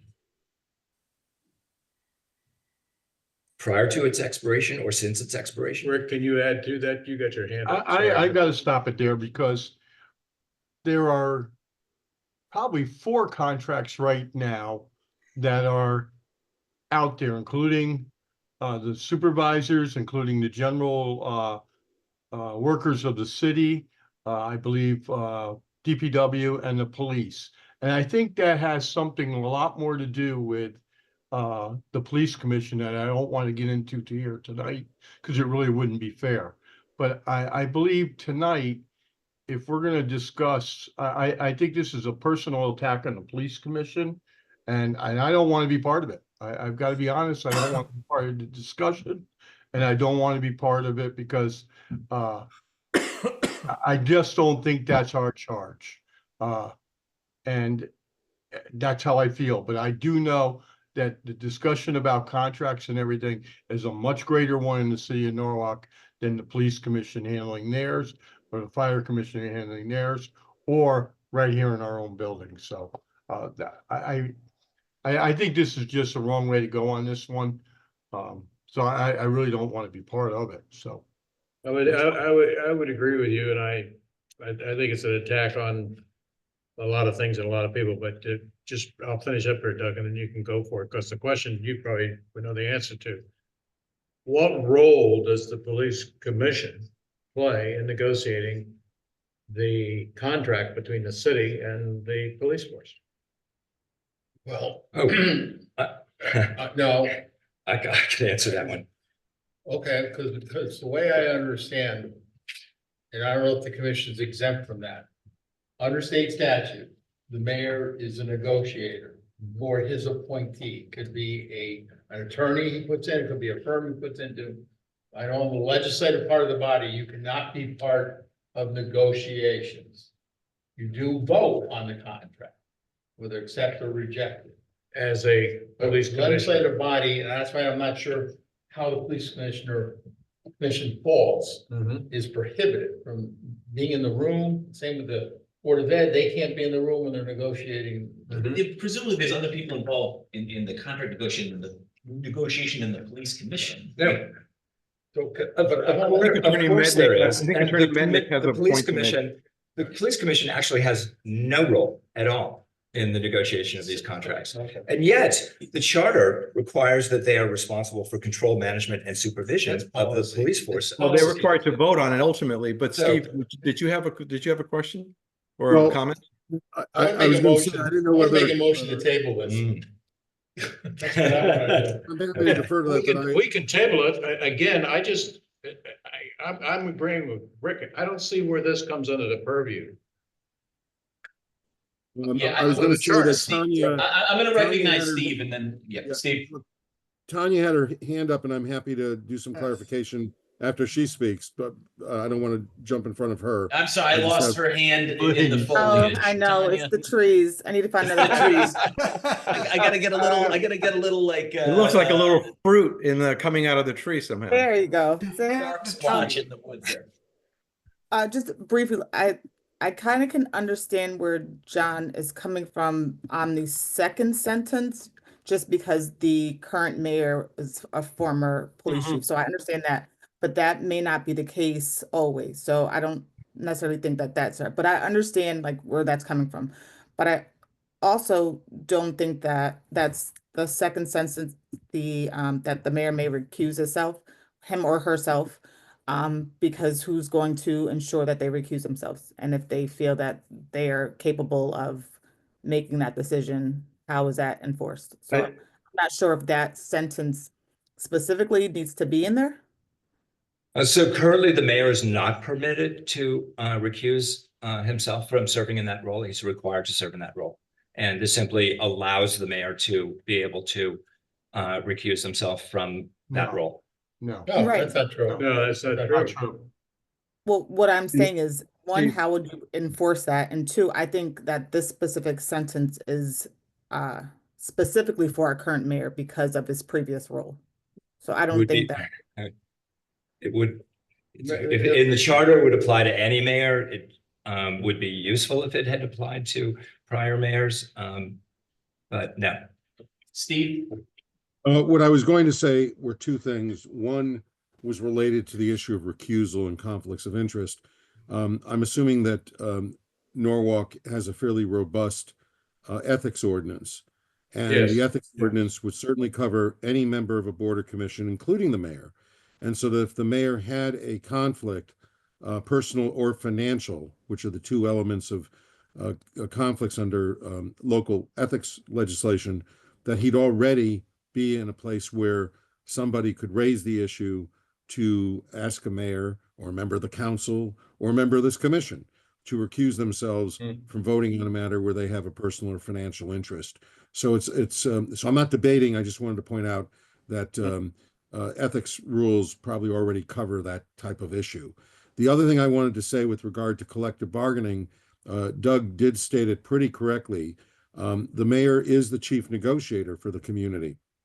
And the boards of police commissioners, fire commissioners, other boards and commissions that are connected to departments, and the council are kind of sitting out there in another land, waiting for these documents to come to them for a very brief period of time. It's really one of the most unjust elements of labor law in the state of Connecticut, where the legislative body, the only body that is authorized to bind a community, gets a collective bargaining agreement for roughly 30 days, maybe up to 44 days. I won't get into all the elements of it. Very often, when I'm working with legislative bodies, or I'm working with an important commission like a police commission, where disciplinary rules come into play, and disciplinary rules can be changed by collective bargaining agreement, is very often have provisions that encourage encourage mayors to take into cognizance the views of these boards and commissions and the council when it comes to going into a collective bargaining negotiation, because the power of collective bargaining is vast. You can sit here and debate budgets all you want, and you do that in public, but collective bargaining agreements are negotiated in private, with no record, with no public scrutiny, and they can actually change provisions of your charter. So I think that's a very important element that is not addressed by a lot of charters that mayors really should be consulting with these players to make sure that if they're active and they know what they're doing, that their views are being taken into account. But it's fundamentally the chief executive's authority under MIRA to be the negotiator, and how they do it is up to them. I hope that clarifies something. or doesn't Yeah. open it. I hope I didn't open up a can of worms, but I it's, just want yeah. to add to that, that I don't think that and I'm glad that you mentioned it, Attorney Metnick, that for there to be a conflict, it has to be personal and or financial. I don't think that the fact that the current mayor was the former police chief and served in the police department for 41 years is legally a conflict. And so if that's the problem that you were choosing to correct this time around, that really wasn't it's maybe a perceptual problem, but it's not a conflict problem. Plus, the police officers would not be shy in asking for that too. Right. They would not be, as a Election, that's why the contract's on top. Okay, so it's almost 8:30. I want to try to touch on Article 10. Is there a motion to approve John's suggestions for 7-2B1A regarding the composition of the police commission? I would like to make the motion. But before I do, I would like to mention to Carl that actually there are additional items of negligence, which I think would be surprising. But if you were to look at the police commission, they meet, 11 times a year for about 45 minutes. It's a very light lift, but they don't come close. There are other negligences, but they do not come close to meeting the responsibilities of control, management, and supervision of the police force. Not close by design. Okay, so well, if you want to share that, I'd like to see it. You can send it to me directly. Well, send it to Carl directly. We're just gonna vote on this right now. Because we have enough Please. information to vote on this, okay? So all in favor, you want a roll call vote for this? Yes, please. Okay. Roll call vote. Carl, We're voting on what? we are voting on John's Item 4. John's amendment to that portion that makes the 4 mayoral appointments, 2 mayoral appointments and 2 council. No. Okay, Carl's a no. I am a no. No. No. John? yes, John's a yes. Tanya? No, Tanya's a no. Rick? No. Jim? No, Ed? No. 7 no's. John was the yes. okay, I tried. I'm nothing to do with it. Sure. Mr. Chair, I'm gonna ask as vice chair, moving forward, considering our timeframe is getting shorter and shorter, to have some kind of results. That we stay with the items that have either been tabled at some point in the future if we wish to, Yep. or the items that we're kind of need to really focus on. Because this one is not as easy as what's in my head, as people might think it is. Correct. So I'm with you. We tackled these 4 items and I'm glad we got that done, but the primary item we were gonna do tonight was the Article 10 revisions.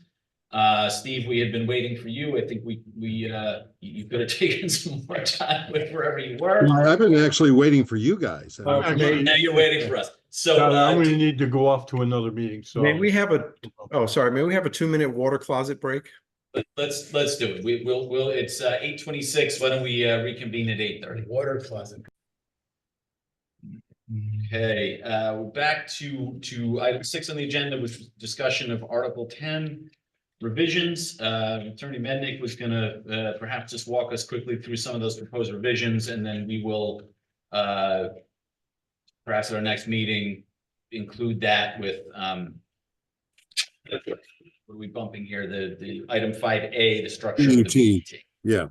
Yeah, I would recommend that we take up the BET with the budget since they all kind of fall together. Yep. There are not a lot of changes in the document. I will go through them, and the other thing I will say is a caveat, and I'm glad to see that Jared finally did get something through. I haven't seen it today. I've been trying to get it from him, but he's in budget season, so I'm not being critical in any way, shape, or form. So my only caveat is I want to see what Jared has to say before we try to finalize this. But my intent would be to set this up as an action item for the next meeting, if that's okay with everybody. Yes, because that would be, I think Yeah. that would be the intent. So no significant changes in the early part of the document. There was a revision in 10-2. And that revision basically was that that we have the joint committee, I guess that's what they call it. Anyhow, we created the language or modified the language to kind of make sure that the joint committee of the council and the Board of Education meet to review the pre-submission priorities, operating budget priorities. The joint committee shall elicit, not eliciting, elicit comments from the public. And 1 second here, I'll find my Post-its. I'll get it later. Here it is. And that we, that they basically do that. And that would be a new, well, it's actually codifying something that already occurs. The other thing I did is I don't make specific reference to the committee of the council. That came up, and I did say when the council members were present that I don't think it's a good idea to basically create the committees of the council in the charter. So the way I refer to it in the section is the committee or committees of jurisdiction in the council would be the participants in this quote joint committee meeting. And so it achieves the same objective, but it's up to the body itself to make a determination about what those committees are. They may change the names of their committees, they may reorganize their committees, and so that's why I shy away from making those types of comments or those kinds of references in the document. The other changes, if you go to 10-12, the Chief Financial Officer's report, and you'll see this throughout the body of the document. I do have a couple of questions that I do want to talk to Jared about in 10-10 that I don't have answers to. But in the CFO report, basically, it adds the 10-year program of capital expenditures. And that's what Jared has proposed. I think at the last meeting, some people raised the question as to whether you want to go to 10 years or keep it at 5, or make it a multi-year capital budget and have it decided by ordinance how many years you want to go out. But I've left Jared's proposal of the 10 years to remain in the document. The next change is in 10-14, and this is probably the major change here based on the discussions that occurred in the last couple of meetings. At the current time, the mayor transmits the proposed capital budget to the Board of Estimate, and the Board of Estimate then goes through a process where it makes its various recommendations. Some have said that among those recommendations is a cap. The charter is silent on that. There's no equivalent provision in the capital side as there is on the operating side for a cap. In my initial draft, I did create the balance to show it the same way, but there was a lot of pushback from the administration, from the CFO, and I think there was some degree of I don't want to call it acquiescence, but understanding of that by you guys and by members of the council. And so the report now goes both to the Board of Estimate and the Common Council. The Board of Estimate's role on the capital side is simply to make recommendations in writing. The majority leader had commented that they never get anything in writing from the Board of Estimates on recommendations.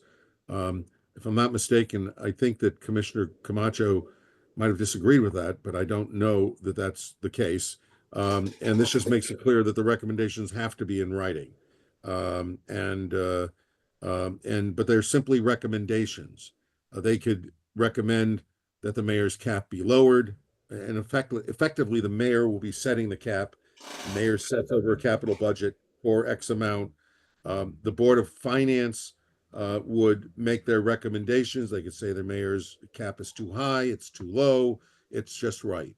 And then the council is the one that then takes final action on the capital budget.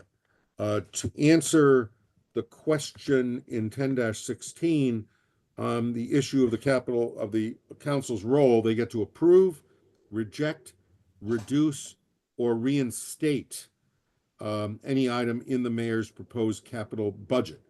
If you take a look in that section, subsection A1, I actually define reinstatement to mean all multi-year capital items or projects approved in the current 10-year capital improvement plan that are not included in the mayor's proposed capital budget. Because I couldn't figure out what else you'd be reinstating, particularly if the Board of Estimate is not taking things out. If the Board of Estimate was reducing the mayor's proposed capital budget and sending it over to you with that reduction, the reinstatement would be to reinstate whatever they took out. Without the Board of Estimate's involvement in that, other than recommendations, the only thing you could be reinstating is something that was included in the 5 or 10-year capital plan that wasn't included, that would be in year 2 of the capital plan. Year 1 is the current fiscal year. So when you're proposing the next year, you're taking the year 2 from the current 10-year plan. If there's something in that year 2 that doesn't show up, the council has the ability to reinstate that item, which might lead to a cap increase, or they might lower some other things to accommodate that. But that was the only way the word reinstatement made any sense from my my reading of it. And I did talk to Doug for some thoughts on it, because Doug's been around a long time. If there are other examples of how reinstatement would work, I'm open to that. Other than that, there were, I guess, some new language changes in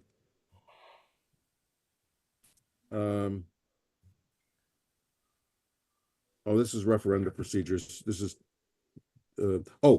definitions at the back of the document. I'm sorry. I do change the definition of the 5-year program of capital expenditures to the 10-year program of capital expenditures. That has some other language in it as well. And the other change is in the definition of capital budget. Well, there is no change in capital budget. It's just the first fiscal year. I put those at the back because I thought those could be affected by the changes that the CFO recommended. I also included back here, so it's actually perfect for action next week, the BET, so that you can, at the next meeting, if we decide to vote on this, it's just part of the same package. So those are the changes, nothing profound, but I think there's some philosophical discussion that you may want to have on the role of the BET. I think that's the only substantive modification in this package. Doug? Well, Doug and then Ed? I want to, we've had conversations before, and I've been my typical argumentative self on some of these issues, because it's.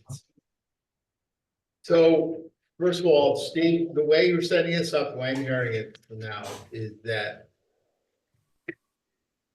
the mayor is really advisory.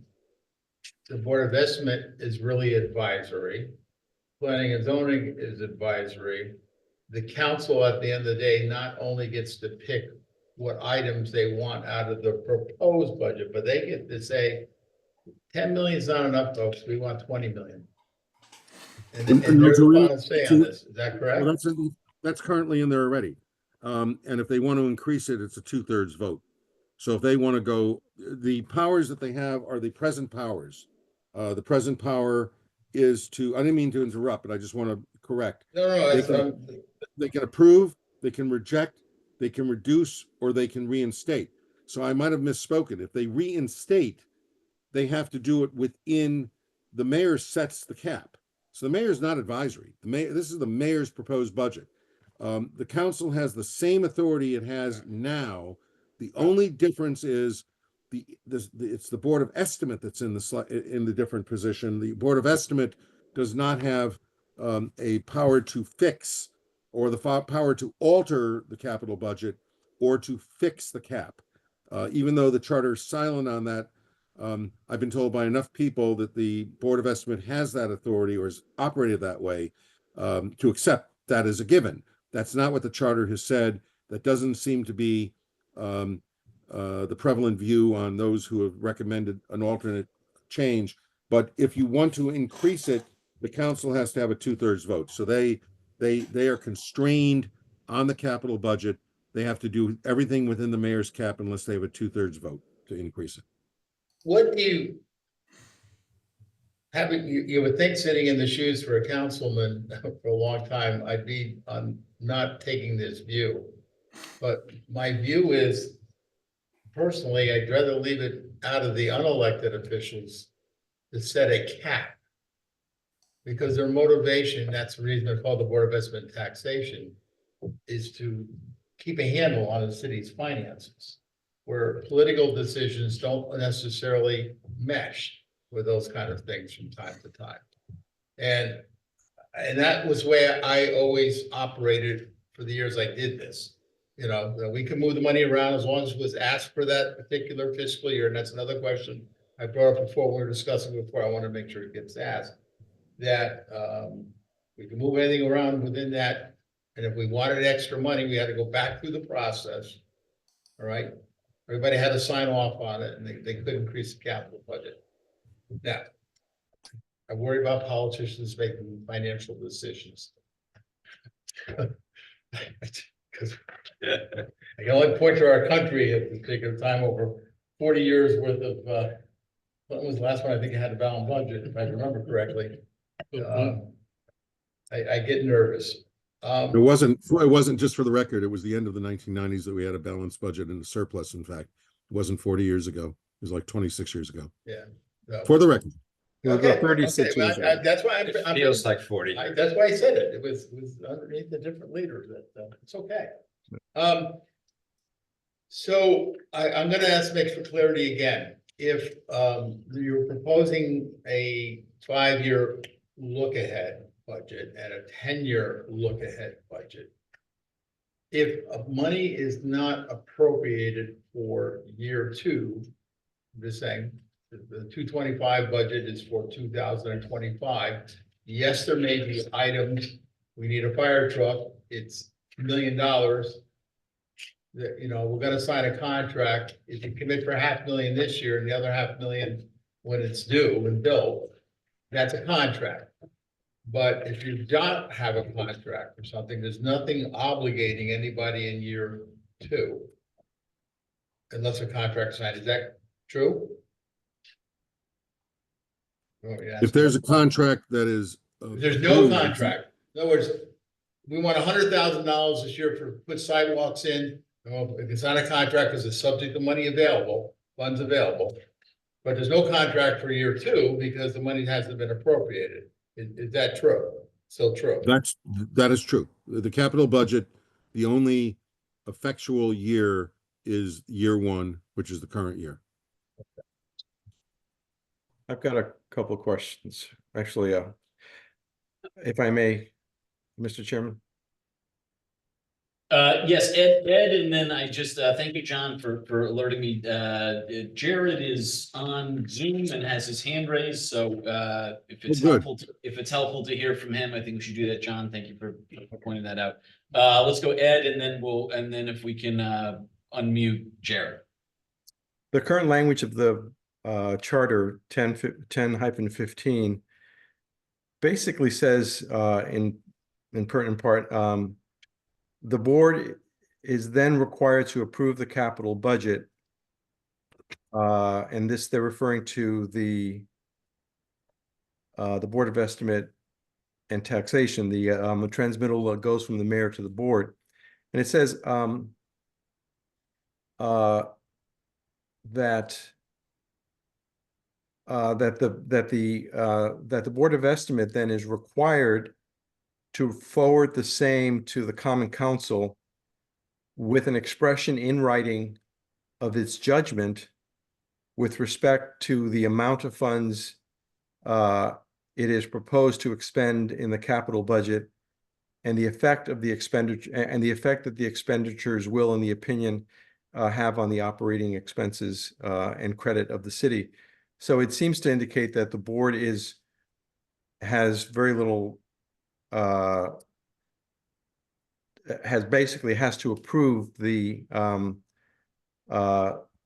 has to approve the proposal, the proposed capital budget that the mayor submits. I assume that what that really means is that they're required to do something with respect to it, to act on it, and then vote with respect to it. But I don't see any language in here that says that the Board of Estimate and Taxation sets the cap and that the Common Council's hands are tied after that with respect to it. Is that, and so what language, I'm trying to get clear on what exactly is it that we're seeking to change in this, like what language? Because it seems to me that we don't have, that the Board of Estimate currently under the charter does not set the cap. That they simply send a sort of an opinion letter after acting on the budget proposal. They send an opinion to the Common Council, who then presumably is the body that's required to act. I think that's the way it reads. I think the language is very ambiguous. I read the term approve. You can't go to a body, a discretionary body, and mandamus that they approve something. I think approve, I look at in the broadest sense, is they have to act upon. I think that's the way I read that section. And there is no cap in here. It simply is a recommendation because it's upon approval of the mayor's proposed capital budget. So it's almost preordained that they're endorsing it the way it's written. And there is no cap, but I have been told that they operated as if there was a cap. So I think the language that is in the draft that I've given right now, effectively the mayor makes the cap, and there's just more clarity that the BET makes a series of recommendations, and those can be very thoughtful if they're the fiscal body, recommendations that the council should take very seriously. But it's not dramatically different from what the language is now. The language now basically is the same. It's just the language now is very ambiguous from my perspective. And I think what's brought about this is that, to my knowledge, since in the 11 years I've served on the Board of Estimate and Taxation, or the 10 years, this is the first time, to my knowledge, that the Board of Estimate has cut the capital request by any appreciable amount, and certainly not by $20 million. And I think that this is getting some pushback. But I don't think that the Board of Estimate and Taxation in the past has done anything other than effectively approve the capital budget proposal. And I don't know that the Common Council was inclined to do anything different. So I think this notion that the Board of Estimate set the cap was kind of a nice way to think about it, because the because the Common Council sets the cap with respect to the operating budget. But I don't think in practice that's really the way it happened anyway. Okay. Did we have Jared unmuted so we can hear from him here? Yes. Yeah, Tyler, I'm on now. Okay, we have you the panelist. Okay, welcome, Jared. Thank you for joining us. Yeah, thank you. Thank you. Good evening, everybody, commissioners. I did want to touch on a couple of things. One was Attorney Mednick, the reinstatement. I know you talked about, I think this is what you were saying, that if a plan in effect now had items in the second year, let's say, which now become the first year, that those would be the items that would be subject to reinstatement. And I guess the only thing is that those aren't approved items. Those are, because the only thing that's approved is that first year. And so it's not, I don't know if they're approved in a way that they could be reinstated. I don't, and also, because the approval only deals with the first year, there's a lot less in practice. There's a lot less focus on the out years, on the second through fifth years, and so there could be a lot of items that are in the second year that aren't really meant to be in the second year. And if you look at our capital plan, you'll see some very dramatic numbers. And this is one of the reasons that I want to extend it out to 10 years to help smooth those years out. So I don't know that that was the intent. I always thought the intent of reinstatement was items that may have been proposed by a department early on in that first year, in the capital budget, that first year, that may have been proposed by a department that either I or the mayor or somebody along the way recommended removal of that item. That's what I understood reinstatement to be, but I could be wrong. I am a little bit concerned about going back into an out year, a second, third, or later year, because there are a lot of items that are in there that I don't think are intended to happen in that manner. Jared, that's a really good point. Look, I want to just tell the commission I have great regard for Jared. I've known him for many years now and worked with him in Fairfield, so I have great regard for him. I was trying to come up because Josh Goldstein, the majority leader, was focusing on the term reinstatement, which is in the current charter, and we couldn't figure it out. And as we were going through it, I was trying to think of different scenarios. My concern about what you're saying, and I'm a strong advocate of council powers and council representation. I'm also a strong supporter of the chief executive role. And when the chief executive makes a decision and proposes a budget, the idea of reinstating ideas that came from the city plan director or the public works director that the mayor rejected and circumvent the mayor to go to the Board of Finance to say, hey, make sure you say something nice about the public works stuff that didn't go in and recommend that we come in, and then go to the council to reinstate it, could lead to some degree of chaos. And so as I was thinking, if we wanted to keep the term reinstatement, and Jared, we really should talk about it and think about it. The only thing I could think of is that the second year, and I limit it to the second year. I limit it to the second year of the capital budget.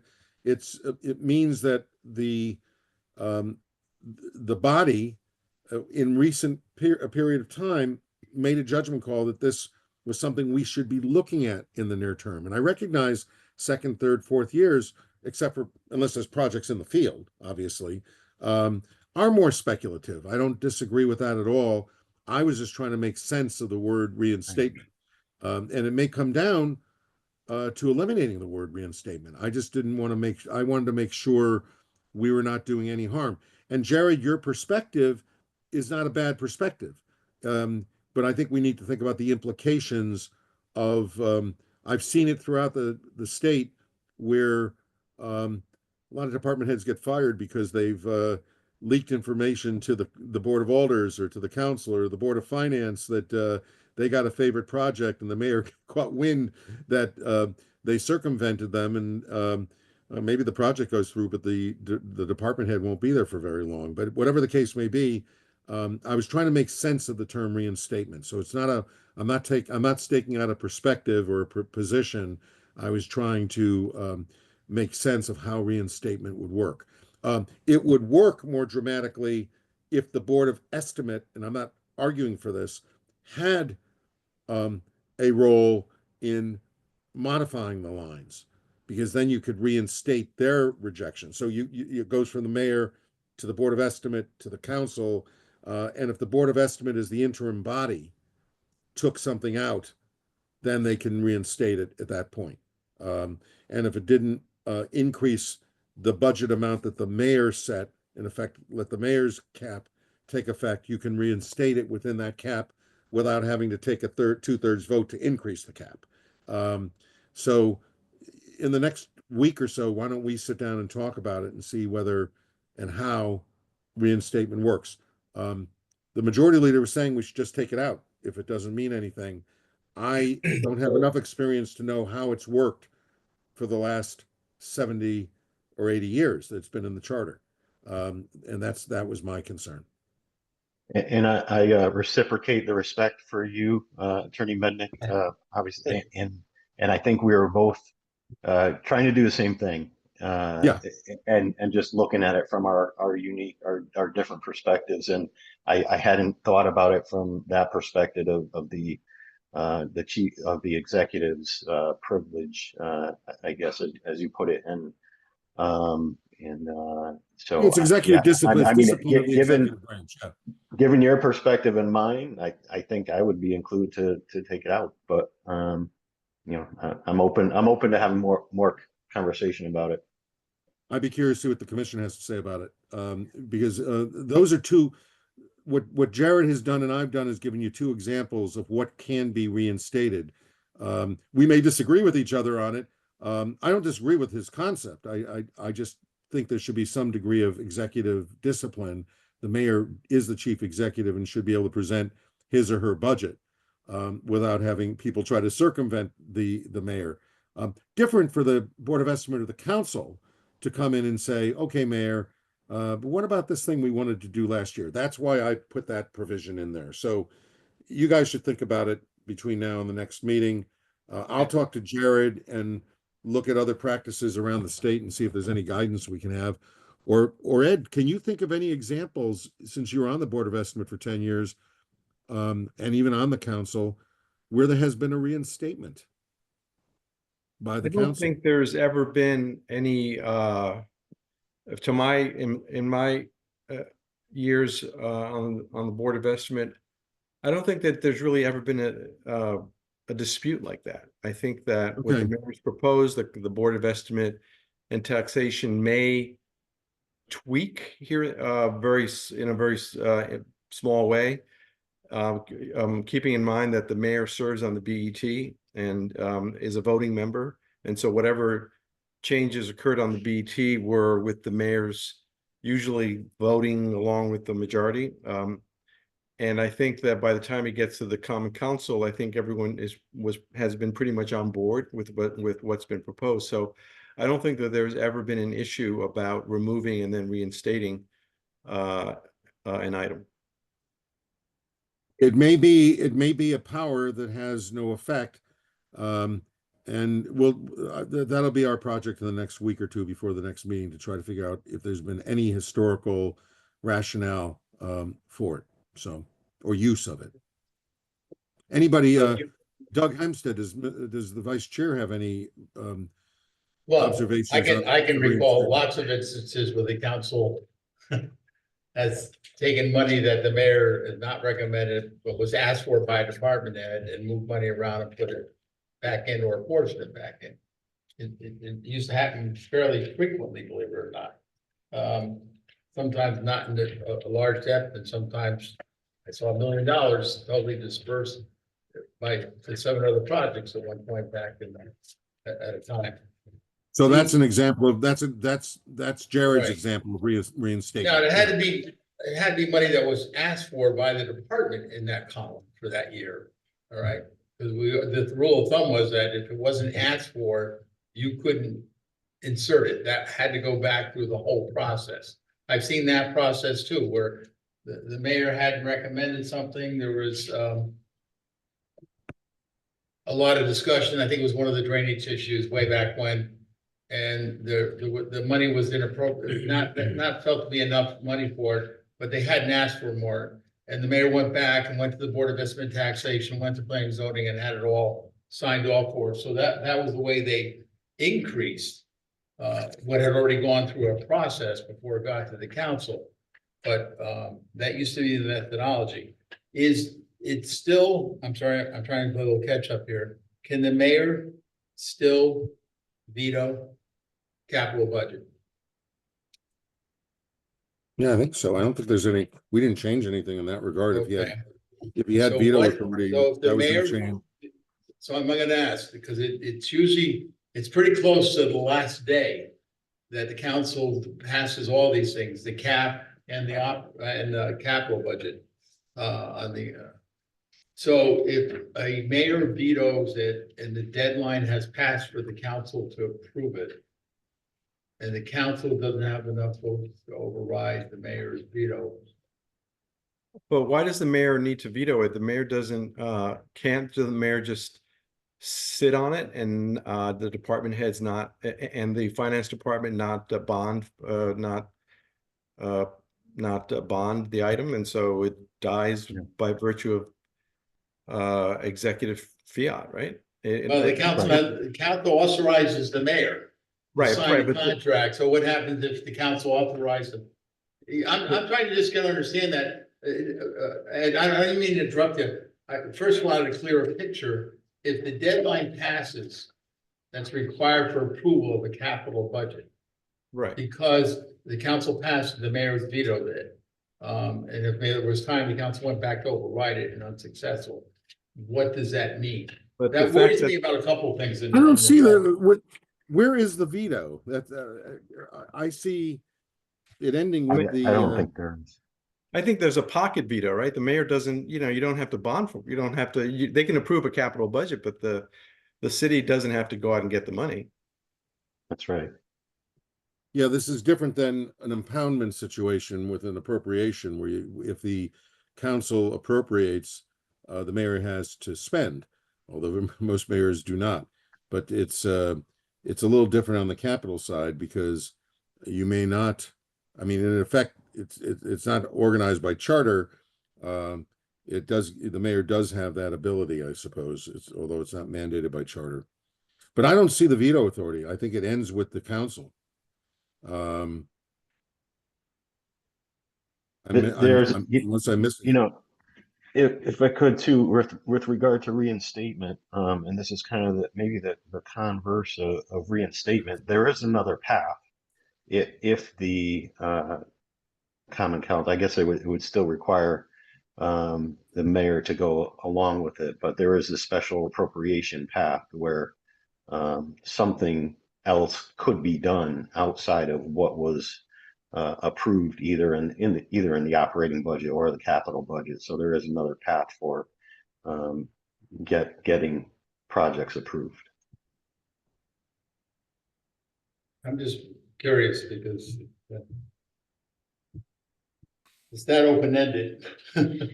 I'm just wondering. The only It's language it's something to consider because if you have a deadline and something hasn't passed by a deadline, then what happens? Is there no capital budget? You just have to Look, make sure it look at passes by section deadline. 4-8, I see some language there for veto. That's the only place I'm seeing seeing veto in the charter. D1, mayoral action. The mayor can veto any action of the council except for charter revision, believe it or not, if I remember correctly, unless something changed.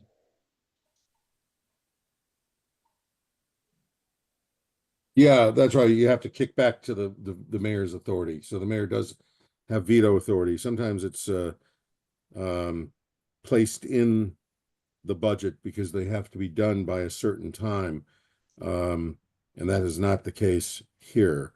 The council has to approve. It does not say what happens. The council has to approve the capital budget on or before April 15th of each year.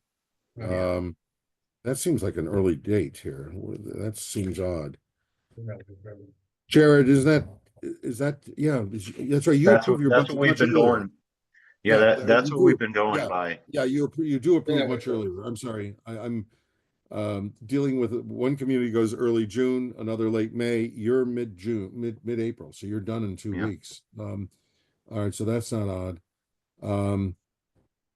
Yeah, so I don't know how that meshes into the veto process. So they must approve the budget by on or before the 15th. Does that take into account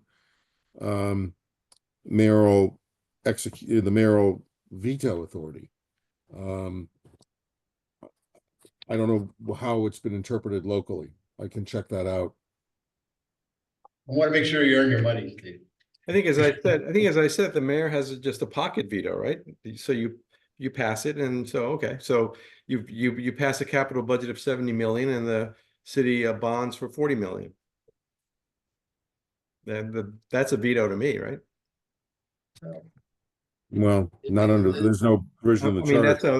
that's effectively the same thing, right? The mayor has a cap that he can work with, but he doesn't, or she doesn't have to spend all the money. No, but so the council went out and department head comes back with a contract for the money they got approved to pave the streets. Oh, I see. Well, then, yeah. And the council authorizes the contract and authorizes the mayor to sign. I didn't want to get into that, then what Yeah, happens? if the okay, well, mayor that's where the doesn't veto sign? comes, yeah, that's where the veto comes in. The mayor wouldn't sign it presumably, or whatever. Again. So the council authorizes the mayor to sign it, right? Yeah, it's interesting because I think there should be provisions. I'll talk to the Corporation Counsel's office to see how this has been handled in the past, because you're absolutely right. You have to kick back to the mayor's veto authority in Article 4 to Yeah. figure that out. Yeah. But how does it 4AB. mesh? Yeah, but how does that mesh Yeah, I with don't know. the end date? So I guess the legislative body has to get it done by April 15th. When it goes to the mayor vetoes or signs it, and if he vetoes it, it comes back, but the budget has been enacted by the council by the 15th. But I think we should have some clarity on that. If there is a veto, it's a procedure for enacting ordinances and other legislative actions. The adoption of the budget, I think, arguably is a legislative action, but your section is silent on that. So let me talk about that with the Corp Counsel's office. Jared, is there anything else you wanted to? Yeah, one other thing, well, two other, one is a small one, just, in the email that I sent earlier today, and I apologize for, getting that to you late, but, it is just, there's a reference to, the capital program of expenditures. I think you were using that, synonymously, interchangeably with the, capital improvement plan. Should I be, think- but we should have the consistent Yeah, terminology. just So if you can, is that in your memo? Because I didn't see that. Yeah. Right. I'll That's make in sure there. that language. I'll make sure that's. Yeah, that's there's a term that you use, program of capital expenditures, and I think you're using that to be the same thing as the capital improvement plan. So just, something to take. And then in the definition, Oh, I see what you're saying. In the definition, I call it the 10-year program of capital expenditures, and you call Right. it the 10-year capital improvement plan. Okay. correct, yeah. Great. And so, and also in the definition itself, and I don't think this was intentional, but there's no reference in the definition to capital items, and so I included in my email to you some alternative language, because I think your definition refers to a financial plan, which to me is more of a term of art in the industry, in the profession. That's kind of all encompassing. It would include, looking at capital, looking at operating, looking at, at everything, and coming up with a long-term capital plan. And I think the All right. intention with this was to be narrowly focused on just the capital items. And so, like I said, I included an alternate Thank you. language for you to take a look at that narrowed it. No, that's great. I'll make those fixes. Thank you very much, Jared. Yeah, and I think that was it for me. So thanks Okay. again. I'm grateful that it's only 2 or 3 things. Thanks so much, teacher, for Yeah. for. Appreciate it, Jared. I'm glad you're able to jump on. So I think, Steve, then the plan will be, we'll update the update, and we plan to have this on the agenda. We'll put this at the top for our next meeting.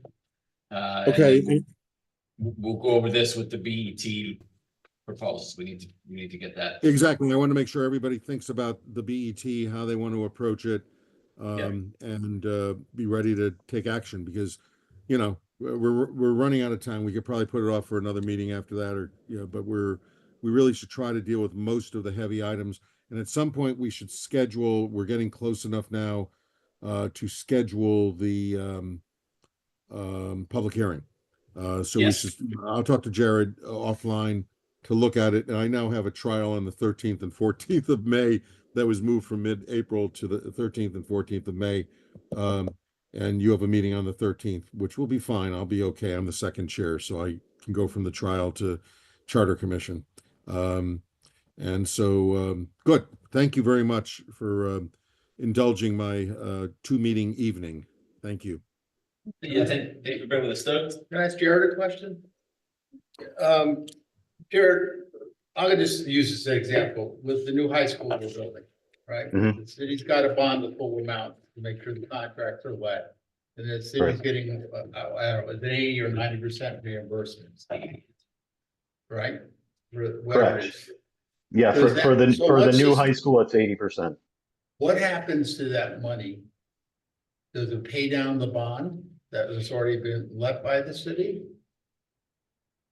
What happens to, The reimbursement from any project, could be a federal road project, there's a reimbursement of 20%. So you get the money Right. from the proper agency for reimbursement. What so happens?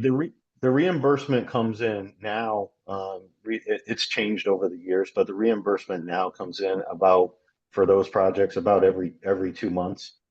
And so we are, in the meantime, we've handled it different ways. We actually just issued bond anticipation notes last year to cover the float that we need as we're waiting for these reimbursements to come in. And it'll be particularly important at the end of the period of the construction period where we have that funding there to because there is a withholding of money by the state at the end, and it's right now they're saying 5% where we'll need to have that. But as we're waiting for reimbursement, we will typically use either city money to float city cash to pay for it as we're waiting, or in this case, because it was a large amount, we did issue bond anticipation notes, and not just for that, but also for to know that we have that there for the Sono school as well. And so when the monies come in, the reimbursement monies come in, do we buy back those notes? Like, how does that work? So the notes are it's not uncommon for we will ultimately, what happens with those notes is that they get they will be rolled into long-term bonds. So that 15 million will become a long-term bond in the long run once all the construction's done and we no longer need that bond anticipation note. And we're going to take a look at it over the next couple of years to see if there's do we need the whole 15 million, or can we do a part of it? Because what we may end up doing is, rather than rolling it all at once, is to roll it over time. That doesn't quite answer the question. Can you describe the flow of funds? You get a reimbursement payment, and then what exactly is done with that money? With the reimbursement payments, Yes. they go into that capital account. And are used to pay the bill. So the capital account is rising and falling as money comes in and out. Right. And the capital account is used to pay the bills for the school construction. Correct. But once the construction's completed, and the city is technically only on for 20% of the cost of the project, and you've been reimbursed, you'll never bond beyond 20%. It's basically my understanding. I'm just picking that one. You can pick any one you want. It's the biggest one out there. That's all I'm thinking about. So. Yeah, we won't bond beyond the 20%. We won't do long-term bonds beyond the 20%. That's right. Right. Yeah. I'm looking at that because Yeah. I'm looking at this going, should there be some kind of protection of this? Because they're always worried me. We sit in meetings sometimes and ask questions like this. Get it, Dan. That's a good question. We actually, it actually happened with the South Norwalk before I started. There was some of the bonds were issued that were beyond what we needed to cover the state's portion. And so we ended up we had to reallocate it. It's not unreversible if that happens. We can always change that. It's just a little cumbersome. Okay. Thank you. I'm sorry. Thank you, Kendra. No, So no. it is 9:15. My daughter has just let me know she needs Motion something adjourned. for a science project tomorrow. So we're gonna get going. Is there a motion to adjourn? I've been so bad. Doug, all in favor? All right. Thank you all so much. I will, Steve, I'll be in touch, to kind of sort out the agenda for the next item and next meeting rather, and then we'll go from there. All right. Good night, everybody. All right, good night. Thank you again, Jared. Thank Appreciate you. it. Thank you. Thank you, guys. Have a good night. How old are you?